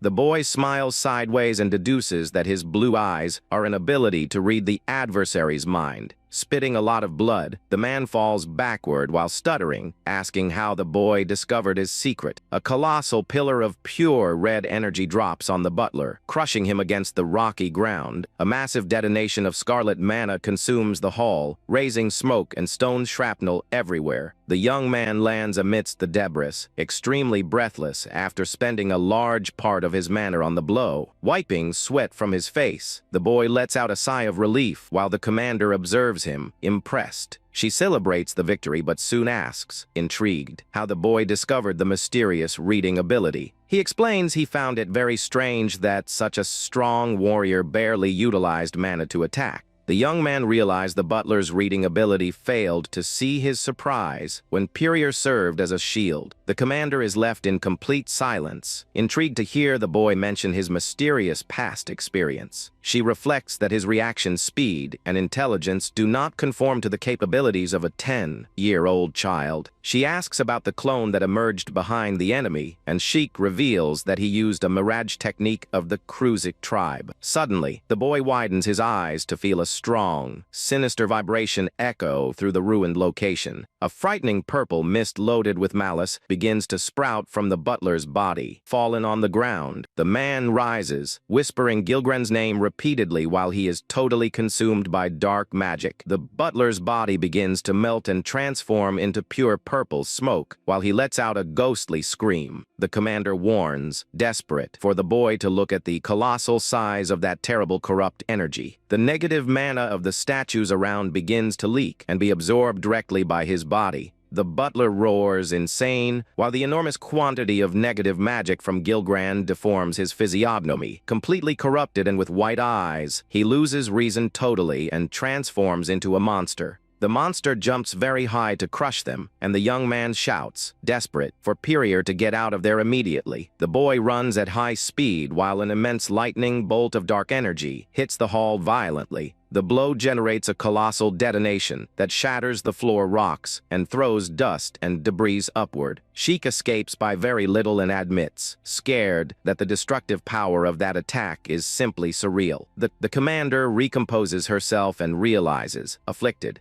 that monstrous technique does not belong to the butler's style. The boy agrees and notes that the adversary lost all his reading capability and swordsmanship ability. He concludes that the enemy now is nothing but a wild and irrational monster acting by pure instinct. Suddenly, the ruins begin to tremble violently, catching the immediate attention of the two warriors. The young man asks what is happening, and she warns that the sound is coming from a floor even deeper. They feel an absurd quantity of negative mana, and the boy is sure that it is about the cruel Gilgren. Sweating from nerves, the protagonist wonders if the terrible final ritual has already started on the lower floors. Suddenly, the tip of the enemy's spear passes, grazing the young hero's cheek in a surprise attack. The commander assumes the fight against the transformed butler and orders the boy to move forward alone. She shouts, warning that if the ritual ends, they will not have any minimum chance of defeating the Lord. The young man hesitates for a brief moment upon looking at his braided companion in the corridor. He observes Bacchus's body fallen on the ground and knows he cannot fail the people who depend on him. The warrior promises, convincingly, that she will save the maid and tells the young hero not to waste the chance.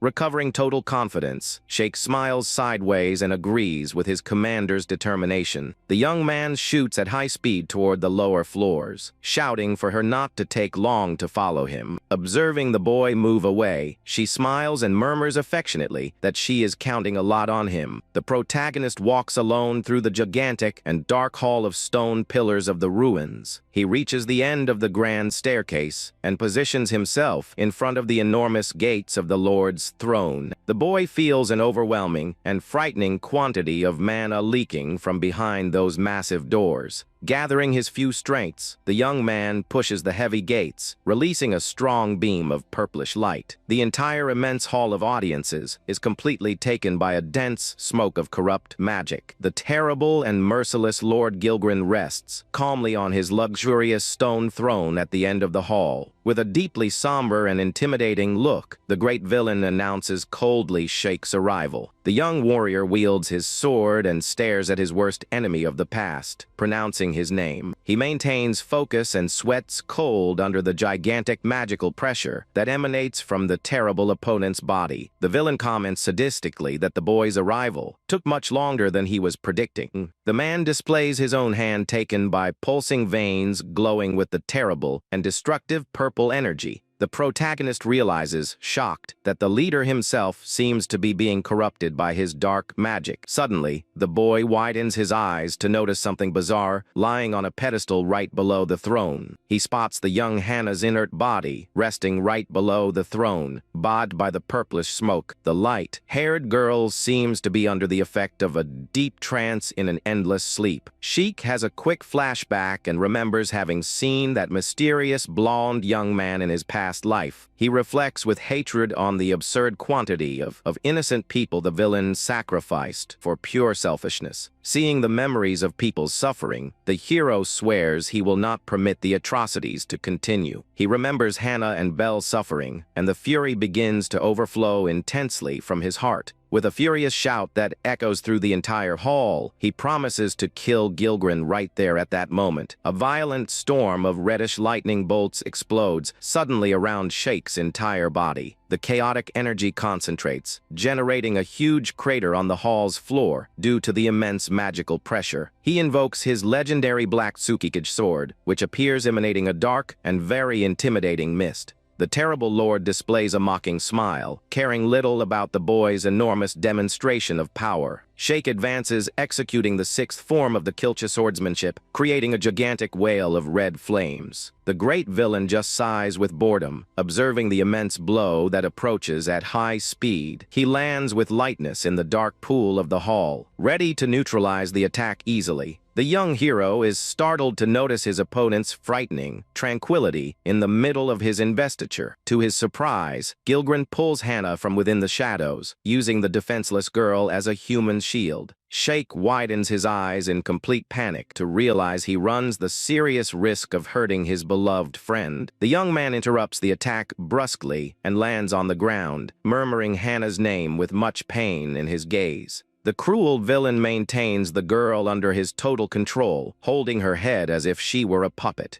He realizes, disgusted, that that entire terrible trap was coldly calculated since beginning by Gilgren. The Lord reveals, cynically, that he found the boy's smell very peculiar when he returned to the mansion. He recounts that the boy emanated a strong smell, coming straight from the king of the underworld himself, or the guardian of death. The villain smiles sideways and asks directly to the boy if he in fact received something coming from the underworld. Sheik begins to sweat from nerves and wonders how the tyrant managed to discover something so well, guarded under 7 keys. Gilgren explains that he knows very well the secret arts of death and that he just created a hypothesis based on them. He lists the clues like the strong grudge against him and the incredible ability to use the legendary Kilchia swordsmanship style. The villain smiles and asks if he really thought he wouldn't notice that the boy is, in truth, the sword saint Chronogaius.